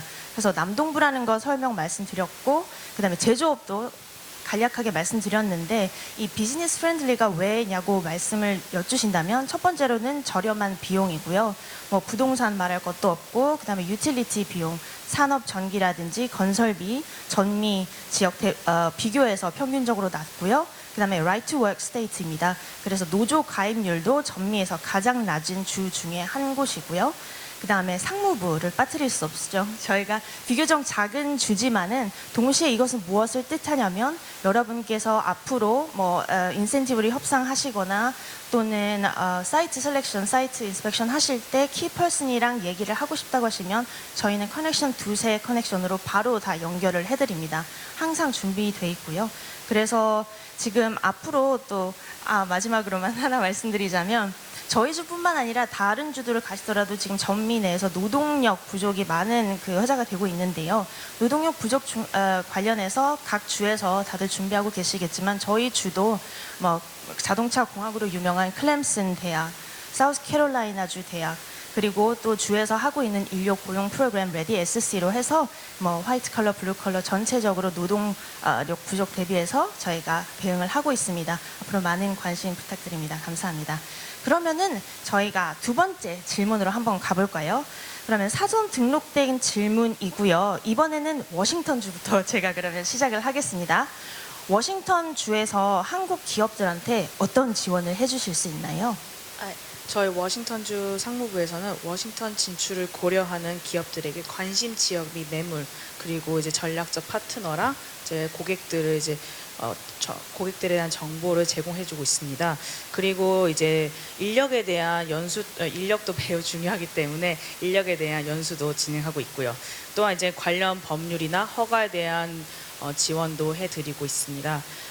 또 이제 아울러 이제 저희 워싱턴주에서는 저희 진행되는 박람회나 이제 세미나 등 같이 이제 진행되는 네트워킹 행사를 통해서 좀 더 기업들이 다양한 네트워킹을 이제 기회를 맞을 수 있도록 저희는 또 지원을 해드리고 있습니다. 그리고 진출 시 일자리 규모 및 이제 투자 규모에 따라서 제공되는 혜택도 다양합니다. 뿐만 아니라 저희 워싱턴주에서는 중소벤처기업진흥공단원에서 개소한 K-스타트업 센터가 있습니다. 이 센터를 통해서 관계자 미팅 주선 및 그리고 시장 조사와 같은 단기 프로그램도 있고 그리고 사무실 제공과 같은 혜택도 제공해드리고 있습니다. 또한 이제 저희 현지 법인 설립을 위한 이제 법률 및 이제 회계 컨설팅도 지원해드리고 있고요. 현재 이제 닷닷닷과 뭐 앨리스 그룹 그리고 이제 아키드로와 같은 AR 또는 이제 VR 기업 및 그리고 광학기기를 이제 제조하는 시메스 등 총 5개의 기업이 지금 현재 센터에 입주해 있습니다. 또한 또 최근에 이제 AR, VR 관련 기업이 K 스타트업에서 이제 입주를 해서 저희 센터를 소개를 통해서 많이 이제 비즈니스 네트워킹을 하고 있고 또 올해 또는 이제 내년 초에 법인 설립을 지금 준비 중에 있습니다. 네, 감사합니다. 네. 네, 그럼 다음으로 펜실베니아 주로 한번 가볼게요. 펜실베니아는 전통적으로 좋은 학교랑 제조업이 강한 곳으로 제가 알고 있는데 산학연, 그러니까 산업, 학교, 연구소, 협력 프로그램들은 어떤 것들이 있을까요?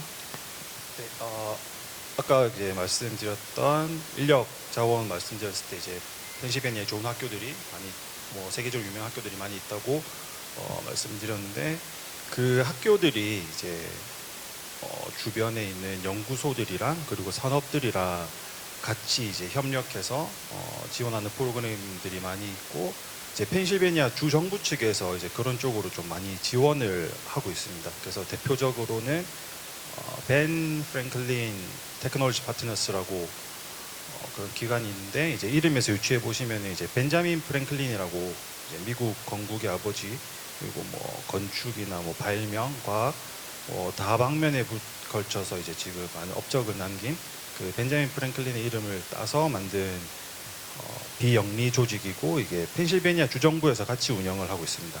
이 벤 프랭클린 테크놀로지 파트너스에서는 기술적 기반의 이제 뭐 스타트업이나 중소기업들한테 주로 지원을 하고 있고 이 기업들이 혁신적인 아이디어나 혁신적인 기술이 있으면은 이걸 좀 직접 상업화할 수 있게 그런 걸 지원을 하고 있고요. 이제 뭐 비즈니스 컨설팅이나 자금 지원, 또 뭐 비즈니스 네트워킹 등등 이제 많은 지원을 하고 있고 이 기관이 이제 펜실베니아의 이제 주요 도시인 필라델피아나 피츠버그 그리고 다른 두 도시 총 4군데 센터를 운영하고 있어서 뭐 그런 지역에 있는 학교들이나 산업체들 이제 연구소들이랑 같이 협력해서 이제 긴밀히 이제 협력을 하고 있고요.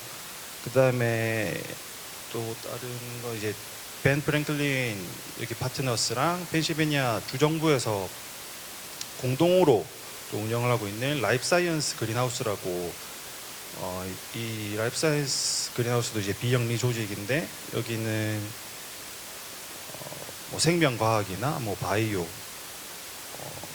메디컬 디바이스 이런 쪽으로 이제 좀 중점을 두고 벤 프랭클린 파트너스에서 지원하는 그런 지원 내용들을 주로 지원하고 있고요.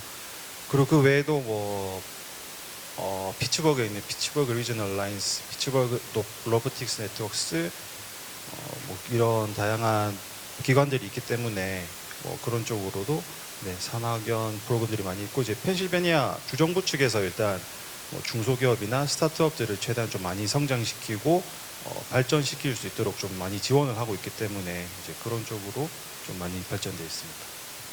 네, 감사합니다. 그러면 메릴랜드 주에 대해서 저희가 질문 하나 드리겠습니다. 메릴랜드 주에 투자하는 한국 기업에게 주 정부 차원의 지원책이 구체적으로 어떤 것들이 있을까요? 네, 메릴랜드 주정부도 이제 다른 주정부가 비슷하게 메릴랜드의 투자 진출을 고려하는 한국 기업에게 맞춤형 시장 조사, 현지 시찰과 방문, 어렌지, 메릴랜드 산업 규제에 대한 자료 전달 등 전반적인 지원을 제공합니다. 또 이제 글로벌 게이트웨이 소프트 랜딩 프로그램이라고 해서 자격을 갖춘 한국 기업이 이제 신청을 하면 최대 6개월간 두 명의 직원을 한국에서 파견을 해서 메릴랜드의 사업 환경을 경험할 수 있도록 메릴랜드 주에 있는 인큐베이팅 센터와 협업을 해서 이런 프로그램을 지원하고 있습니다. 이 6개월간 뭐 다양한 트레이닝 프로그램뿐만이 아니라 뭐 물리적인 사무실 공간, 또 임대료 비용 등을 지원을 하고요. 그리고 최소 5번의 매치메이킹 미팅을 통해서 협회, 회사, 기관 이런 곳들과 매치메이킹 미팅을 주선을 함으로써 그 협업 기회를 제공을 하고 있습니다. 저는 이 정도로 말씀드리겠습니다. 네, 그럼 조지아주 대표님께 여쭙겠습니다. 한국 기업의 미국 투자 진출 검토에 있어서 인센티브 조건 외에 포함할 내용이 있다면 어떤 것들이 있을까요? 네, 사실은 뭐 조지아주 정부 아까 이제 그 조지아주에 대해서 설명드릴 때 저는 개인적으로 제가 늘 느끼는 고민이 한국 기업 입장에서 볼 때 굉장히 비슷비슷한 말씀을 많이 들으실 것 같아요. 그래서 이제 물론 각각 기업들이 여기 와 계시는 이제 중견기업 연합회 회원사분들께서 각자 고민하실 부분들이 있겠습니다만 인센티브는 사실 우리 기업이 나가서 이 정도를 투자하는데 그 상대 주에서 상대 뭐 해당 카운티에서 얼마를 줄 거냐라는 이제 그 방식으로 접근을 하시면 사실은 아까 그 3일 회계법인의 디렉터님 말씀이 저는 기억이 많이 남는데 그러니까 이거를 그냥 그 금액으로 비교를 하기 시작하시면 사실은 우리 기업이 가서 롱텀으로 정말 같이 성장하고 계속 발전할 수 있는 곳이 어딘가를 발견하시는 데 있어서 굉장히 어찌 보면 장애물이 될 것 같아요. 그래서 그 인센티브 조건 외에 정말 이제 출장들을 가셔서 그 피저빌리티 비짓을 가셨을 때 내가 이 카운티에서 이 회사를 우리 회사를 운영했을 때 정말 같이 성장할 수 있을 건가 이런 부분들을 보실 수 있으려면 사실 어떤 정량적인 그런 그 기준으로는 발견하시기 어려운 게 많을 것 같아요. 그래서 그런 어떤 숫자로 수치화하기 어려운 부분들을 좀 확인할 수 있는 그런 과정을 우리 회사의 성격에 맞게 그다음에 우리가 가서 생산한 그런 제품에 맞게 그런 부분들을 발견해낼 수 있는 우리 회사만의 기준을 명확히 가지고 가셔야 되지 않을까 싶고요. 그다음에 조지아주는 일단 카운티 수가 159개로 텍사스 다음으로 제일 많습니다. 그 인구가 한 1,200만 명 되는데 일단 다른 주들도 여기 계신 주도 굉장히 훌륭한 학교가 많이 있습니다. 근데 또 조지아주에도 조지아텍이나 에모리 대학교 등 여러 그 유수한 대학교들이 있어서 미국 내에서뿐만이 아니라 전 세계 특히 한국 학생들도 많습니다. 그래서 와서 유학을 하고 거기에 남습니다. 그래서 일자리가 계속 많이 생기고 또 그 우수한 인력들을 고용할 수 있으니까 다시 회사들이 오고 이렇게 해서 약간 눈덩이 효과처럼 그런 것들이 지금 일어나고 있는 것 같아요. 그래서 뭐 한국 기업들이 또 관심을 가져주시고 근데 또 저희가 이 일을 하는 입장에서 보면은 아까 말씀드렸던 그러한 그 마인드셋 우리 기업이 갔을 때 받을 인센티브 매우 중요한데 그것과 합쳐서 얼마만큼 우리가 성장할 수 있을까 그 부분을 한번 같이 보시면 좋겠습니다. 네, 답변 감사합니다. 그러면 저는 사우스캐롤라이나 주에서 미리 받은 질문에 대해 답변을 드리도록 하겠습니다. 우선 사우스캐롤라이나 특히 EV랑 자동차 산업 관련해서 저희가 질문을 먼저 받았는데요. 우선 자동차 산업은 전통적으로 사우스캐롤라이나의 가장 커다란 그 산업이고 전체 제조업 중에 자동차 산업 뭐 타이어 그다음에 최근에 EV 관련 그다음에 배터리 관련해서 많은 소식들 듣고 계실 겁니다. 특히 제가 이 시초를 찾아보자면 1994년에 BMW가 사우스캐롤라이나 스파텐버그에 세계 최대 규모의 공장을 설립하기로 결정을 하면서 시작되었다고 많이들 보고 있는데요. 특히 그로 인해서 이제 결과적으로 전미 내에서 완성차 그리고 타이어 판매 전체 1위를 하게 되고 또 전미에서 가장 많은 타이어 회사를 보유하고 있는 곳 예를 들면 뭐 미셸랑, 브리지스톤, 뭐 컨티넨탈 같은 회사들을 보유하고 있는 주가 또 사우스캐롤라이나라고 할 수 있겠습니다. 그래서 방금 말씀드렸던 것처럼 완성차 OEM은 뭐 BMW, 그다음에 북미 첫 공장을 세운 볼보, 그다음에 혼다, 자동차 부품으로 유명한 곳이죠. 뭐 마그나, 보쉬 등이 자리를 잡고 있습니다. 최근 EV에 대해서 짧게 말씀드리면 조지아주에서 정말 많은 소식이 있지만 저희도 마찬가지로 좋은 소식들이 있었는데요. BMW 방금 말씀드린 곳에서 약 2조 4천억 규모의 전기차 생산 공장 기존에 있던 그리고 배터리 공장에 관련해서 투자하기로 결정을 했고 또한 볼보도 2030년까지 전체 라인을 EV 라인으로 하는 것으로 결정을 했습니다. 그리고 전기 버스계의 테슬라라고 불리는 프로테라도 저희 사우스캐롤라이나에 자리를 잡고 있고, 테슬라의 또 공동 창업자가 설립을 한 레드우드 머티리얼스가 폐배터리 재활용 회사죠. 그래서 최근 4조 원 가량을 사우스캐롤라이나에 투자하는 것을 결정했고요. 또 최근에 좋은 소식을 하나 공유 드리자면은 폭스바겐의 EV 브랜드인 스카우트 모터스가 또 2조 가량의 투자를 하는 곳으로 사우스캐롤라이나를 선택했습니다.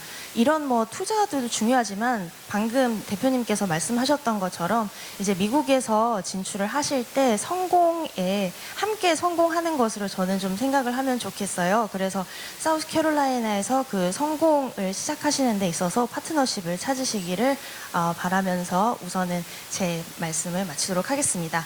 그러면 이상으로 첫 번째 그룹 디스커션을 마치고 아까 말씀드렸던 두 번째 그룹 대표님들 앞으로 모시겠습니다. 감사합니다. 좌장을 맡은 테네시 주정부 대표인 신희정입니다. 제가 워낙 쫄보인지라 사우스캐롤라이나의 김선희 부소장님과는 좀 달라서 널리 따뜻한 마음으로 제가 좀 떨더라도 이해해 주시면 감사하겠습니다. 먼저 간단하게 각 주별로 어떠한 메리트인지 설명을 하실 건데요. 먼저 오하이오주 대표님이시자 루이지애나를 함께 맡고 계신 서영호 대표님의 말씀을 먼저 듣겠습니다. 안녕하세요. 반갑습니다. 제가 오하이오하고 루이지애나 공동대표를 맡고 있고요. 제가 투자이치 관련 업무를 한 29년째 하고 있습니다. 그래서 지난 20년 동안은 영국 일을 했었고 이제 미국 일을 지금 하고 이제 9년 정도 됩니다. 그래서 개인적으로 제가 프로젝트를 핸들링한 게 한 1,500개 정도 핸들링했고 그중에 270개 업체가 해외 진출한 걸 제가 지원한 경험이 있습니다. 그래서 루이지애나 같은 경우에는 제가 9년째 일을 하고 있고 루이지애나 같은 경우에는 주로 에너지나 케미칼 그리고 물류 쪽 그쪽 산업이 많이 발달되어 있는 지역인데 그래서 잘 아시는 롯데케미칼이 4, 5년 전에 이제 레이크 찰스에 에틸린 공장을 설립을 했었고 최근에는 금호타이어가 R&D 물류센터 설립하는 거와 진행이 지금 되고 있고요. 오하이오 같은 경우에는 제가 지금 5년째 일을 하고 있는데 지난 4, 5년 사이에 한 25개의 한국 업체 오하이오에 투자를 진행을 했습니다. 그래서 잘 아시는 얼티엄셀스, GM과 LG 에너지 솔루션 합작 프로젝트라든지 몇 달 전에 발표한 혼다와 LG 솔루션 합작 공장을 비롯해서 많은 한국 기업이 지금 오하이오에 진출을 하고 있고요. 혹시 뭐 제 개인적인 어떤 경험이라든지 이렇게 도움이 된다면 저한테 연락 주시면 루이지애나, 오하이오 상관없이 얼마든지 제가 도와드리고 있는 있습니다. 그래서 언제든지 편하게 저한테 연락 주시기 바랍니다. 감사합니다. 안녕하세요. 저는 위스콘신 경제개발공사 한국사무소에서 근무하고 있는 이윤정이라고 합니다. 위스콘신 하면 아마 식음료 산업만 좀 특화가 되어 있다고 생각하는 분들이 많으실 텐데요. 위스콘신 주 하면은 이제 식음료 산업 외에도 이제 뭐 항공우주라던가 아니면 바이오 그리고 제조업 그리고 이제 수자원 산업이 좀 더 특화되어 있는 주라고 보시면 될 것 같습니다. 특히 우주 항공 같은 경우에는 약 130여 개의 위스콘신 기업들이 보잉에게 제품을 납품을 하고 있고 200여 개의 위스콘신 회사들이 이제 항공우주 산업과 관련해서 업무를 진행을 하고 있습니다. 또한 수자원 관련해서는 약 230여 개의 기업들이 수자원 관련한 업무를 진행을 하고 있는데요. 미국 내에서 이제 담수만을 전문적으로 하고 있는 대학원 프로그램이 있을 정도로 위스콘신 주 정부에서 이제 담수 관련된 투자 산업을 좀 많이 확대해 나가고 있습니다. 그리고 많은 주들이 이제 중심부라고 말씀을 하시는데 위스콘신이 정말 위치적으로 딱 중심이거든요. 중서부에 위치가 되어 있는데요. 위스콘신의 이제 뭐 중서부의 중심이다시피 이제 뭐 철도라던가 아니면은 이제 해양으로 이제 운송할 수 있는 교통망도 정말 훌륭하게 잘 되어 있고요. 그리고 미국 50개 주에서 노동비, 인건비가 조금 현저하게 다른 주들보다가 좀 더 저렴하다라는 장점도 갖추고 있습니다. 그리고 마지막으로 저희가 위스콘신 주 하면 좀 어필하고 싶은 부분이 있는데 그 The First Street Foundation이라는 기후만을 연구하고 있는 리서치 기관에서 최근에 발표한 자료에 의하면은 미국의 북동부에서는 허리케인이나 아니면 토네이도가 좀 잦게 잦습니다. 근데 이제 향후 90% 이상 더 북동부에서 허리케인이나 토네이도가 잦을 것으로 발표를 하였는데요. 위스콘신은 그에 비해서 토네이도나 이제 뭐 허리케인이 현저하게 낮은 주로 추후 미국에 투자를 하실 때 이 점도 조금 검토를 해주시면 좋을 것 같습니다. 감사합니다. 안녕하세요. 애리조나주 정부의 한국 대표를 이틀 빠지는 석 달 전에 맡게 된 김영이라고 합니다. 저는 지금도 애리조나주에 대해서 많이 공부하고 있고요. 놀랍게도 앞에 두 분께서 너무나 주 정부의 좋은 점들만 말씀해 주셔서 제가 또 보태면 똑같은 얘기를 들으신다고 하실 것 같아서 그거는 생략하겠습니다. 다만 5월 초에 있었던 Select USA의 일주일을 갔고 그 이후에 스피노프 프로그램으로 애리조나에 일주일을 가서 나름대로 버스도 타고 다니고 트램도 타고 다니면서 정말 제 자신이 투자자의 눈으로 애리조나를 한번 내비게이팅하는 아주 귀중한 시간을 가졌습니다. 그러다 보니까 애리조나주에서 제공했던 많은 트레이닝 세션을 통해서 제가 애리조나주가 얼마나 여러분들의 투자, 외국인 투자에 대해서 생태적 에코시스템을 빌드하는 데 많은 노력과 시간을 들였는지를 알 수 있는 중요한 시간들을 갖게 됐고요. 여기에 계신 많은 분들은 이미 애리조나의 그랜드 캐년을 다녀오셨으리라고 생각됩니다. 그러다 보니까 애리조나주가 관광 자원 이외에 어떤 투자 메리트들이 있을까 궁금하신 분들이 많으실 거라고 생각하는데요. 그런 궁금증들을 저와 함께 공부하시면서 그 투자 최적지로서의 애리조나를 함께 공부해 보셨으면 좋겠습니다. 감사합니다. 반갑습니다. 버지니아주 한국 사무소를 맡고 있는 양효석입니다. 개인적으로 한 30년 동안 미국 주정부 대표를 해봤었고요.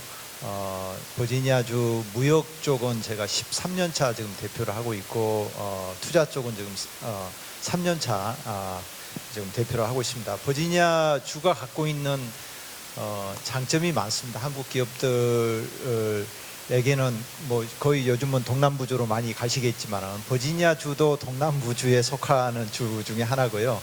그 다음에 미드웨스트하고도 또 연결되어 있는 그런 주 중에 하나입니다. 버지니아주가 갖고 있는 지금 현재 가장 그 강점인 주요 산업들을 말씀을 드리자면은 코퍼레이트 서비스, 그러니까 여러 가지 그 비즈니스 헤드쿼터라든가 또 연방 정부의 접근성이 뛰어나기 때문에 여러 그 컨설팅이나 또 커스터머 서비스, 뭐 백오피스 같은 이런 그 코퍼레이트 서비스 또 비즈니스 헤드쿼터 이런 쪽이 좀 많이 와 있습니다. 현재 지금 북동부 노바라고 하는데 지금 동북부 지역 그러니까 버지니아 쪽에는 뭐 라우딩 카운티나 페이펙스 카운티가 있지만 지금 현재 김광석 대표님께서 페이펙스 카운티를 좀 맡고 있습니다. 한국 기업들이 대부분 가버먼트 릴레이션스라든가 이런 쪽으로 지금 페이펙스 카운티나 라우딩 카운티에 지금 그 자리를 위치를 하고 있습니다. 버지니아주는 그 푸드 앤 베버리지 쪽을 약간 좀 뭐 그 저희가 좀 강조를 좀 하고 있는데 한 150여 회사들이 로지스틱 유통 쪽으로 많이 진출해 있습니다. 특히 이제 최근에 아는 건데 지금 그 버티컬 파밍 도시 농업 쪽에 관련된 회사들도 한 5개 정도 에어로팜이라든가 플랜트 언리미티드, 그린월 그로어스, 레드선 팜 혹은 그 빈스토크, 바빌론 마이크로팜 이런 회사들이 이미 버티컬 파밍 회사들이 많이 와 있고요. 지금 인포메이션 테크놀로지로 관련된 사이버 시큐리티, 데이터 센터, 소프트웨어 특히 데이터 센터 같은 경우는 미국의 라우딩 카운티 한 그 퍼캡ita GDP가 한 12만 불 이상 되는 가장 부자 카운티 중에 하나인데 이쪽에 데이터 센터가 많이 좀 나와 있고 현재 지금 버지니아주는 조금 후발주자지만 생명공학, 바이오파마 쪽에 많은 노력을 좀 하고 있고 한국의 일부 몇몇 회사들이 지금 눈독을 들이고 지금 진출을 하고자 하고 있습니다.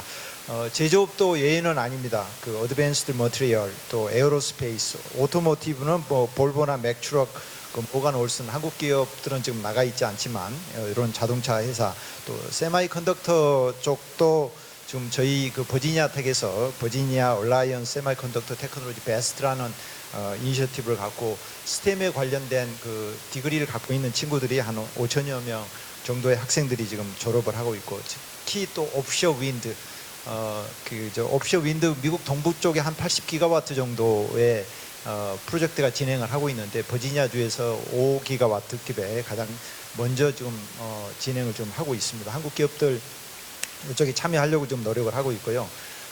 서플라이 체인 쪽에 관련된 뭐 버지니아 항구를 비롯해서 여러 그 로지스틱 감 DHL이나 뭐 여러 그 월마트, 아마존, 달러트리 이런 쪽에 관련된 회사들이 또 나와 있고, 지금 또 하나 제가 마지막으로 드리고 싶은 것은 언맨 시스템, 에어로스페이스나 또 그 언맨 에어리얼 시스템 이런 쪽에 관련된 UAM이라든가 이런 쪽에 관련된 연구소들이 굉장히 많이 있습니다. 그래서 이쪽에 그 협력할 기회들은 충분히 있고, 또 올 금년 10월 달에 우리 노선 버지니아 쪽에서 큰 행사가 있는데, 특히 뭐 그 국방 쪽에 관련된 납품을 희망하는 그런 회사들이 있다면은 저희가 연결을 해드리는 그런 채널을 좀 확보를 해놓고 왔습니다. 그래서 버지니아주도 많은 관심 가져주시길 부탁드립니다. 감사합니다.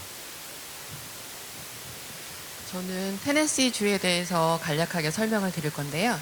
먼저 저희 주는 주지사님과 그다음에 그 경제개발부의 임직원분들이 다 사기업 출신자들입니다. 이 점은 여러분들이 앞으로 딜하시게 된 분들이 공무원이 아니라는 점을 시사하는 것이거든요. 또 하나는 저희는 노조 가입의 선택권이 있는 미국 전체의 26개 주 중에 한 곳이고요. 저희는 개인소득세가 없는 9개 주 중 한 곳입니다. 저희는 GM, 포드, 닛산, 폭스바겐 4개의 OEM이 있는, 미국의 전체적으로 보면 50개 주 중에서 4개 이상의 OEM이 있는 회사는 스테이트는 딱 3개밖에 없어요. 그게 인디애나, 테네시, 그리고 알라바마이거든요. 그리고 또 다른 점이 요즘에 SK온이라든가 LG엔솔, 한국타이어, 효성중공업, LG전자, LG화학 등 굉장히 다양한 산업군의 많은 기업이 테네시를 미국 진출에 있어서 가장 꼭 고려하게 되는 그런 스테이트 중에 하나로 부상이 되고 있습니다. 오늘 저희 이 세션을 하면서 저희 주에 대한 그 설명을 다들 하셨는데, 제가 여기에 꼭 덧붙이고 싶은 것 중에 하나가, 요즘 많은 기업분들이 컨설턴트를 많이 쓰시거든요. 물론 전문가들이어서 인센티브라든가 현지의 인력 파악이라든가 이런 수치적인 그런 것에 대해서 굉장히 전문적인 아이디어를 얻으실 수 있고, 이 과정에 대해서 굉장히 스무스하게 진행을 할 수 있는 굉장히 중요한 부분이라고 생각을 합니다. 근데 사실 실질적으로 현지에 진출하기 전까지가 중요한 게 아니라 진출하고 나서가 가장 어렵거든요.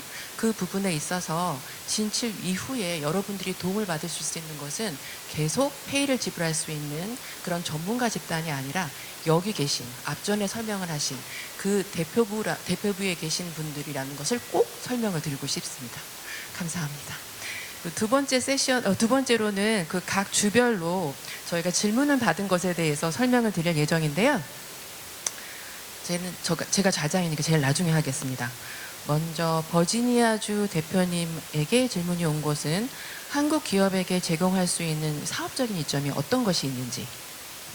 지난 4월 말에 그 글렌 영킨 버지니아 주지사께서 서울을 좀 다녀가셨습니다. 딱 25시간 머물고 가셨는데, 이제 같이 수행하면서 주지사님이 하시는 말씀 5가지 포인트를 좀 말씀을 해주셨는데, 첫 번째가 워크포스, 좋은 학교들이 굉장히 많이 있고요. 지금 현재 그 연간 그 서티피킷을 받고 있는 32,000여 학생들이 지금 버지니아 주에서 졸업을 하고 있습니다. 현재 미국 내에서 굉장히 좋은 그 인력들을 구하기가 힘든 걸로 지금 알고 있는데, 이런 그 뛰어난 워크포스들이 굉장히 많이 있다, 이런 말씀을 드릴 수 있을 것 같고, 그다음에 특히 그 한 45,000여 베테랑들이 해마다 해외에 파견이 됐다가 돌아옵니다. 이런 분들 하여할 수 있는 그런 기회도 좀 많이 있겠다, 이렇게 싶습니다. 두 번째로는 뭐 아까 말씀드린 대로 에듀케이셔널 시스템, 좋은 학교, 좋은 인력 자원들, 특히 또 커뮤니티 칼리지의 졸업생들이 한 12,000여 명 정도가 해마다 졸업을 하고 있습니다. 그래서 이런 쪽에 굉장히 좀 그 학생들을 좀 하이할 수 있는 좋은 기회가 있을 거다 이렇게 생각을 드리고요. 그다음에 어드밴스 트랜스포테이션, 버지니아 항구를 뿐만 아니라 여러 가지 자동차 또 뭐 직접 우리 그 워싱턴 DC의 덜루스 에어포트에 직접 논스탑 그 공항도 좀 있고, 그다음에 열차로 이동을 할 수 있는 여러 가지 트레인 시스템도 갖춰져 있습니다. 그리고 뭐니 해도 버지니아주는 비치도 있고요, 마운틴도 있고, 강도 있고, 호수도 있고 그렇습니다. 그래서 한국하고 굉장히 살기가 그 비슷한 그런 사계절이 좀 있습니다. 퀄리티 오브 라이프, 퀄리티 오브 리빙 이런 쪽에 버지니아 주지사께서 강조를 좀 하셨고요. 그다음에 그 마지막으로 에피션스 어드미니스트레이션. 버지니아 글렌 영킨 주지사께서는 뭐 그 칼라일 그룹의 25년 동안 CEO로 계셨다가 최근에 작년에 그 주지사님이 되셨습니다. 지금 현재 뭐 여러 가지 그 2024년도 뭐 이런 그 후보군에 물망에 오를 정도로 그 비즈니스 프렌들리한 그런 가방이시고요. 역시 뭐 그동안 텍스를 많이 낮췄다든가 또 여러 가지 레귤레이션을 스트림라인하는 그런 내용들이 있습니다. 그래서 저희도 최근에 작년 2월에 한번 그 어떤 프로젝트에 조인을 했었는데 버지니아 혹시 인근에 오실 때 버지니아 주가 소유하고 있는 비행기가 있습니다. 여러분 비행기 타시려면 연락 주시면은 저희가 픽업해서 버지니아 주 안내를 드릴 수도 있을 것 같고요. 어떤 기업이 저희한테 딱 3시간을 주셨어요. 그래서 저희가 헬리콥터 4대를 차트를 해가지고 사이트 투어를 해서 이렇게 소개를 해드린 적이 좀 있습니다. 그래서 그 정도로 그 여러 가지 그 행정적으로 도움을 드릴 수 있는 그런 내용들, 또 버지니아 주에서 굉장히 환영을 하고 있는 그런 상황입니다. 그래서 한국 기업들 이번 기회에 버지니아주 생각하시면은 저희가 성심성의껏 도와드리도록 그렇게 하겠습니다. 감사합니다. 김영 대표님, 애리조나주 하면 전 생각나는 게 사막과 항공기 조종사 학교밖에 없습니다. 보통 기업이 진출하게 되면 현지의 가장 중요한 게 유틸리티인데 그 사막에서 물은 어떻게 서플라이를 하고 계십니까? 네, 질문 감사드립니다. 앞서서 다른 주 대표님들께서 각 주의 자랑을 많이 해주셨는데요. 저는 아까도 말씀드렸지만 투자자의 눈으로 여러분들과 함께 공부하는 입장에서 주정부 대표를 수행하고 있다고 말씀드렸는데 그랜드 캐년을 다녀오신 분들은 아마 궁금하실 겁니다. 사막 한가운데 어떻게 반도체와 EV 배터리와 그리고 전기차의 생태계를 조성할 수 있었는지, 그 부분은 제가 이 직을 수락하면서 가장 궁금했던 점 중에 하나였고요. 그리고 삼성전자가 텍사스에 세미콘 공장을 설립할 때 가장 중요했던 부분이 물 공급이었듯이 TSMC가 최근에 40 빌리언 달러를 투자를 해서 피닉스 북동부에 지금 엄청난 규모의 공장을 짓고 있고, LG 에너지 솔루션이 5.5 빌리언 달러를 투자해서 단독 공작으로는 최대 규모의 EV 배터리 플랜트를 애리조나주에 설립하기로 한 그 이면에 과연 애리조나주는 전기와 물과 가스 공급에 어떤 강점을 갖고 있기 때문에 이 기업들의 가장 그 핫한 플레이스로 떠올랐을까 하는 것이 제가 가장 궁금했던 점 중에 하나였습니다.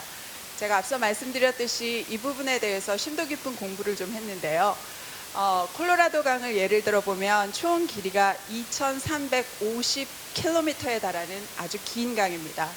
약 콜로라도에서 시작해서 콜로라도, 유타, 뉴멕시코, 애리조나, 네바다, 캘리포니아를 가로지르는 강이고요.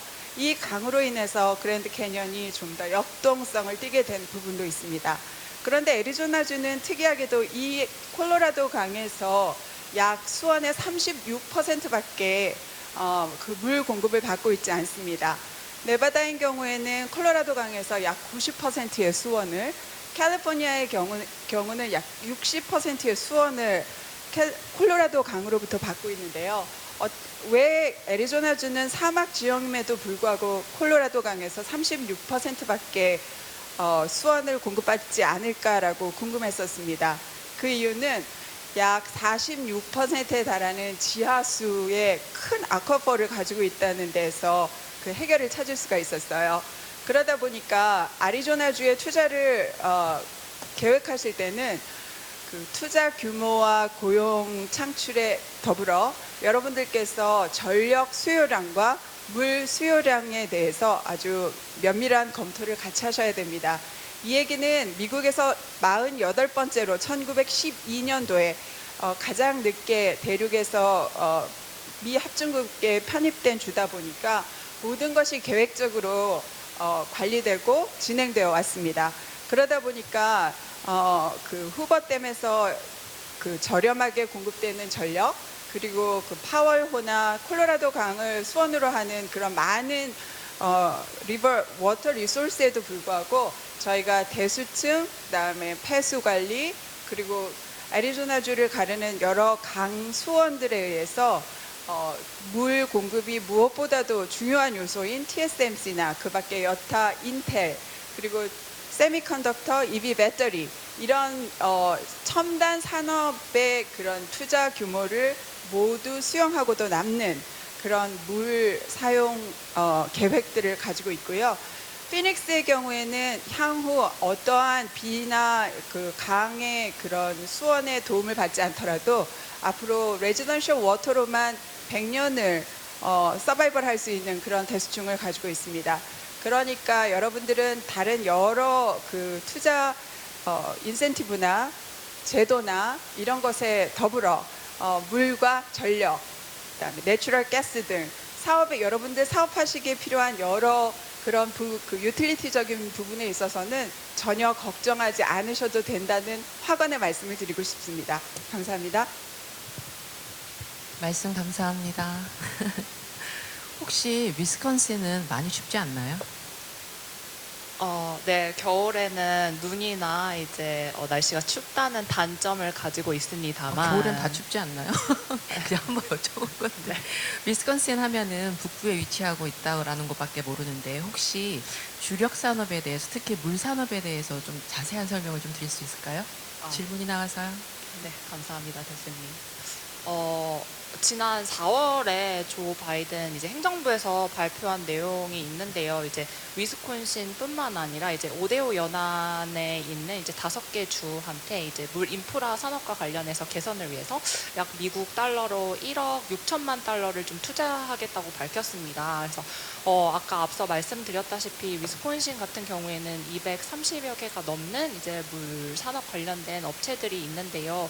이것과 또 별개로 우리나라를 포함해서 12개의 나라의 기관들하고 같이 파트너십을 맺고 이제 업무를 진행을 하고 있습니다. 특히 이제 미러키에 위치해 있는 이제 워터 카운슬 이제 물산업협의회가 있어요. 그래서 물산업협의회에서는 이제 해외에 있는 많은 담수 관련 기업들한테 이제 투자라던가 아니면 서포티브를 할 수 있는 프로그램들을 다양하게 제공을 하고 있는데요. 여러 프로그램들 중에 한 프로그램이 이제 브루라는 프로그램이 있습니다. 이거는 이제 비즈니스 리서치 엔터프레너십 인 워터라는 프로그램으로 이 프로그램에서는 이제 많은 해외 기업들이 미국에서 이제 진출을 했을 때 스페이스 공유라던가 아니면은 이제 어떻게 국내 기업들이 이제 미국에서 투자자들을 만났을 때 어떻게 하면은 프레젠테이션 피칭 스킬이라던가 아니면 네트워킹을 할 수 있는지 여러 프로그램들을 좀 제공을 하고 있습니다. 그래서 요거 관련해서 또 궁금하신 분들이 있으시면 저한테 이따가 명함 주시면은 제가 요 관련된 자료를 좀 보내드리고요. 요 산업과 별개로 아까 제가 말씀드렸던 다른 산업들도 위스콘신의 강점들이 많으니까 그거 관련해서도 문의를 주시면은 제가 성심성의껏 잘 답변을 해드리도록 하겠습니다. 감사합니다. 서영호 대표님은 남부의 루이지애나랑 북부의 오하이오주를 각각 맡고 계신데요.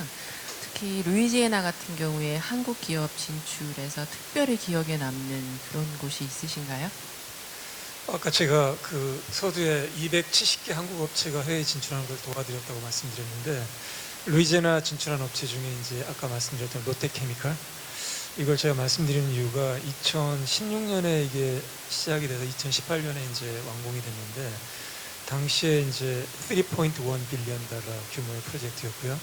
하나로 3조 5천억짜리 프로젝트였습니다. 지금은 뭐 5조, 10조, 뭐 20조짜리 프로젝트들이 워낙 많아서 이 3조 5천억이라는 돈이 크게 와닿지 않으실 수도 있지만 당시로서는 정말 큰 프로젝트였고 당시로 돌아가 보면 지난 10년 동안 미국에 투자된 그 프로젝트 중에 가장 큰 프로젝트였고요.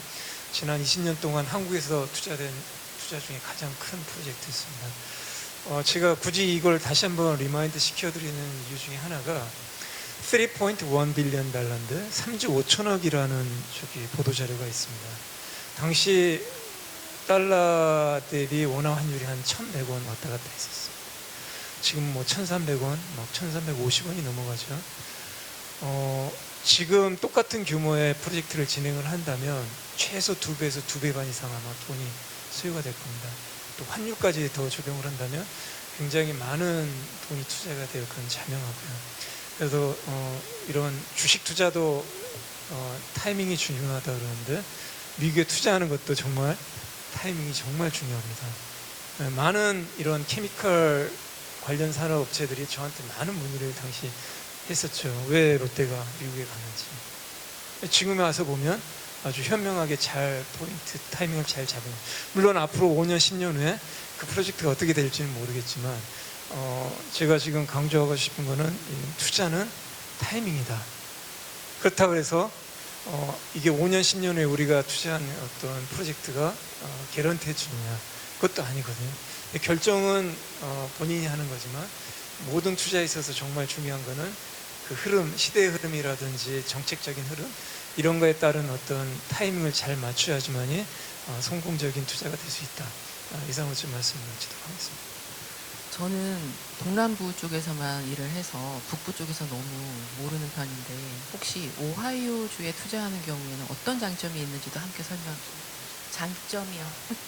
오하이오에 투자하면 이제 장단점이 많이 있는데 먼저 단점을 말씀드리면 한인들이 그렇게 많지는 않습니다. 디트로이트라는 이쪽이 많은데 오하이오 주에 이제 요즘 많은 한국 기업들이 투자를 하다 보니까 한인들이 많이 필요하죠. 잘 아시는 클리블랜드라든지 신시내티, 콜럼버스에 한인들이 좀 많긴 않지만 아까 조지아주 같은 경우 15만 명 엄청난 한인들이 있잖아요. 그거에 비하면은 뭐 몇천 명 수준밖에 안 되니까 한인들이 좀 부족하고 다이렉트 플라이트도 없습니다. 그래서 디트로이트에서 톨리도까지 한 2시간 정도 차로 운행을 해야지만 이렇게 오하이오에 접할 수 있는 어떤 그런 단점이 있고요. 굳이 장점을 뭐 여러 가지가 있는데 우리 이윤정 담당관이 아까 말씀하셨듯이 오하이오주 같은 경우는 중심부에 있는데 서부 쪽에 있는 지진이라든지 이런 거에 대해서 좀 안전한 편이고 동쪽이라든지 남쪽에 있는 토네이도라든지 태풍 그리고 허리케인 이런 것들로부터 비교적 안전한 지역 중에 하나입니다. 그리고 오하이오가 전통적으로 기계라든지 자동차 산업의 중심지였다가 러스트벨트로 이렇게 좀 많이 쇠락했다가 지금 지난 5년 사이에 굉장히 지금 부활을 하고 있는데 기본적으로 이런 전력이라든지 유틸리티 그리고 기존 기반 시설이 굉장히 풍부합니다. 그리고 오하이오주에 이제 인구가 한 1,200만 명 주 인구가 있는데 그 주의 어떤 실업률이 굉장히 높은 축에 들어갑니다. 미국 주에서는 그만큼 유용 그 노동력이 아직도 좀 많이 남아 있는 편에 속하다. 그렇지만 오하이오주도 지금 노동력을 구하는 게 쉽지는 않습니다. 그렇지만 기타 남부라든지 이런 주에 비해서는 그래도 가용 노동력이 아직까지는 좀 풍부한 편이다. 또 다른 장점을 한 가지만 더 말씀드리다 보면 오하이오에 진출하고자 하는 그 한국 기업들이 가장 이렇게 선호하는 것 중에 하나가 세금 구조가 굉장히 간단합니다. 그리고 미국 주 중에 주 법인세가 없는 주 중에 하나입니다.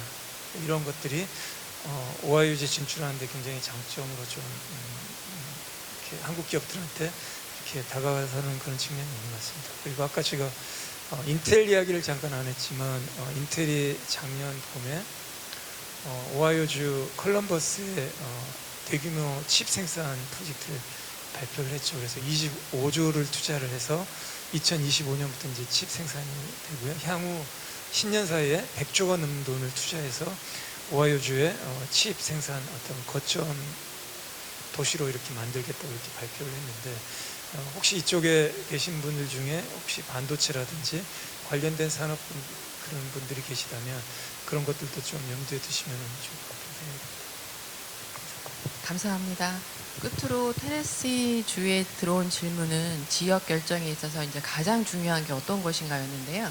저는 개인적으로 세상 모든 곳에 가불이 있다고 생각합니다. 가불은 한국만 있지 않습니다. 미국에도 있고 인도에도 있고 멕시코에도 있습니다. 이 점을 간과해서는 안 되는 것이 여러분이 지금 지역을 찾으러 가실 때는 갑이세요. 어딜 가셔도 헬기를 태워주고 비행기도 띄워주고 맛있는 밥도 사주고 정말 고생스럽게 많이 지원을 합니다. 하지만 일단 로케이션이 되고 난 이후에는 여러분은 순간적으로 의리되십니다. 여러분은 지역정부와 주정부의 끊임없는 협조를 요청하셔야지 됩니다. 이 점에 있어서 많은 전문가들이 수치로 나타낼 수 있는 것, 인센티브 혜택, 그러니까 세금이라든가 보조금이라든가 이런 숫자로 나타낼 수 있는 부분은 로케이션 전까지는 분명히 찾으실 수 있어요. 하지만 로케이션 이후의 협조성은 수치로 나타나지 않습니다. 그럴 때 여러분들이 가장 중요한 것은 진출한 기업과의 미팅을 꼭 한 번씩 마련해 달라고 요청하시는 겁니다. 로케이션 이후에 여러분이 을이 아니라 같은 동반자로서 지역 정부에서 어떻게 계속 지속적인 협조를 받는 것이 저는 가장 중요하다고 생각을 하고 있습니다. 저는 주재원의 삶이 한국 식당이나 혹은 한국 마트, 직항에 따라 있지 않다고 생각합니다. 여러분들이 그러니까 이 기업에서 진출을 하기 위해서 여기서 많은 주재원들을 보내실 건데요. 그 주재원들이 지역 정부와 주정부와 협조가 잘 돼서 저녁에 술 마실 일이 없으면 한국 술집은 필요가 없습니다. 집에 가서 가족과 함께 보낼 수 있어요. 이러한 점에서 저는 수치로 나타낼 수 없지만 여러분들이 그 스프레드시트에 나타나 있지 않는 점 중에서 지역 정부와 주정부의 애티튜드를 꼭 하나 첨가하시라고 꼭 말씀을 드리고 싶습니다. 이래서 저희 저희 두 번째 세션은 이제 끝이 났고요. 혹시 질문이 있으시거나 하시면 각 주별로 찾아뵙고 점심시간을 지나서 많은 답변을 받으시고 많은 것을 얻어가실 수 있는 그런 시간이 되시길 바랍니다. 감사합니다.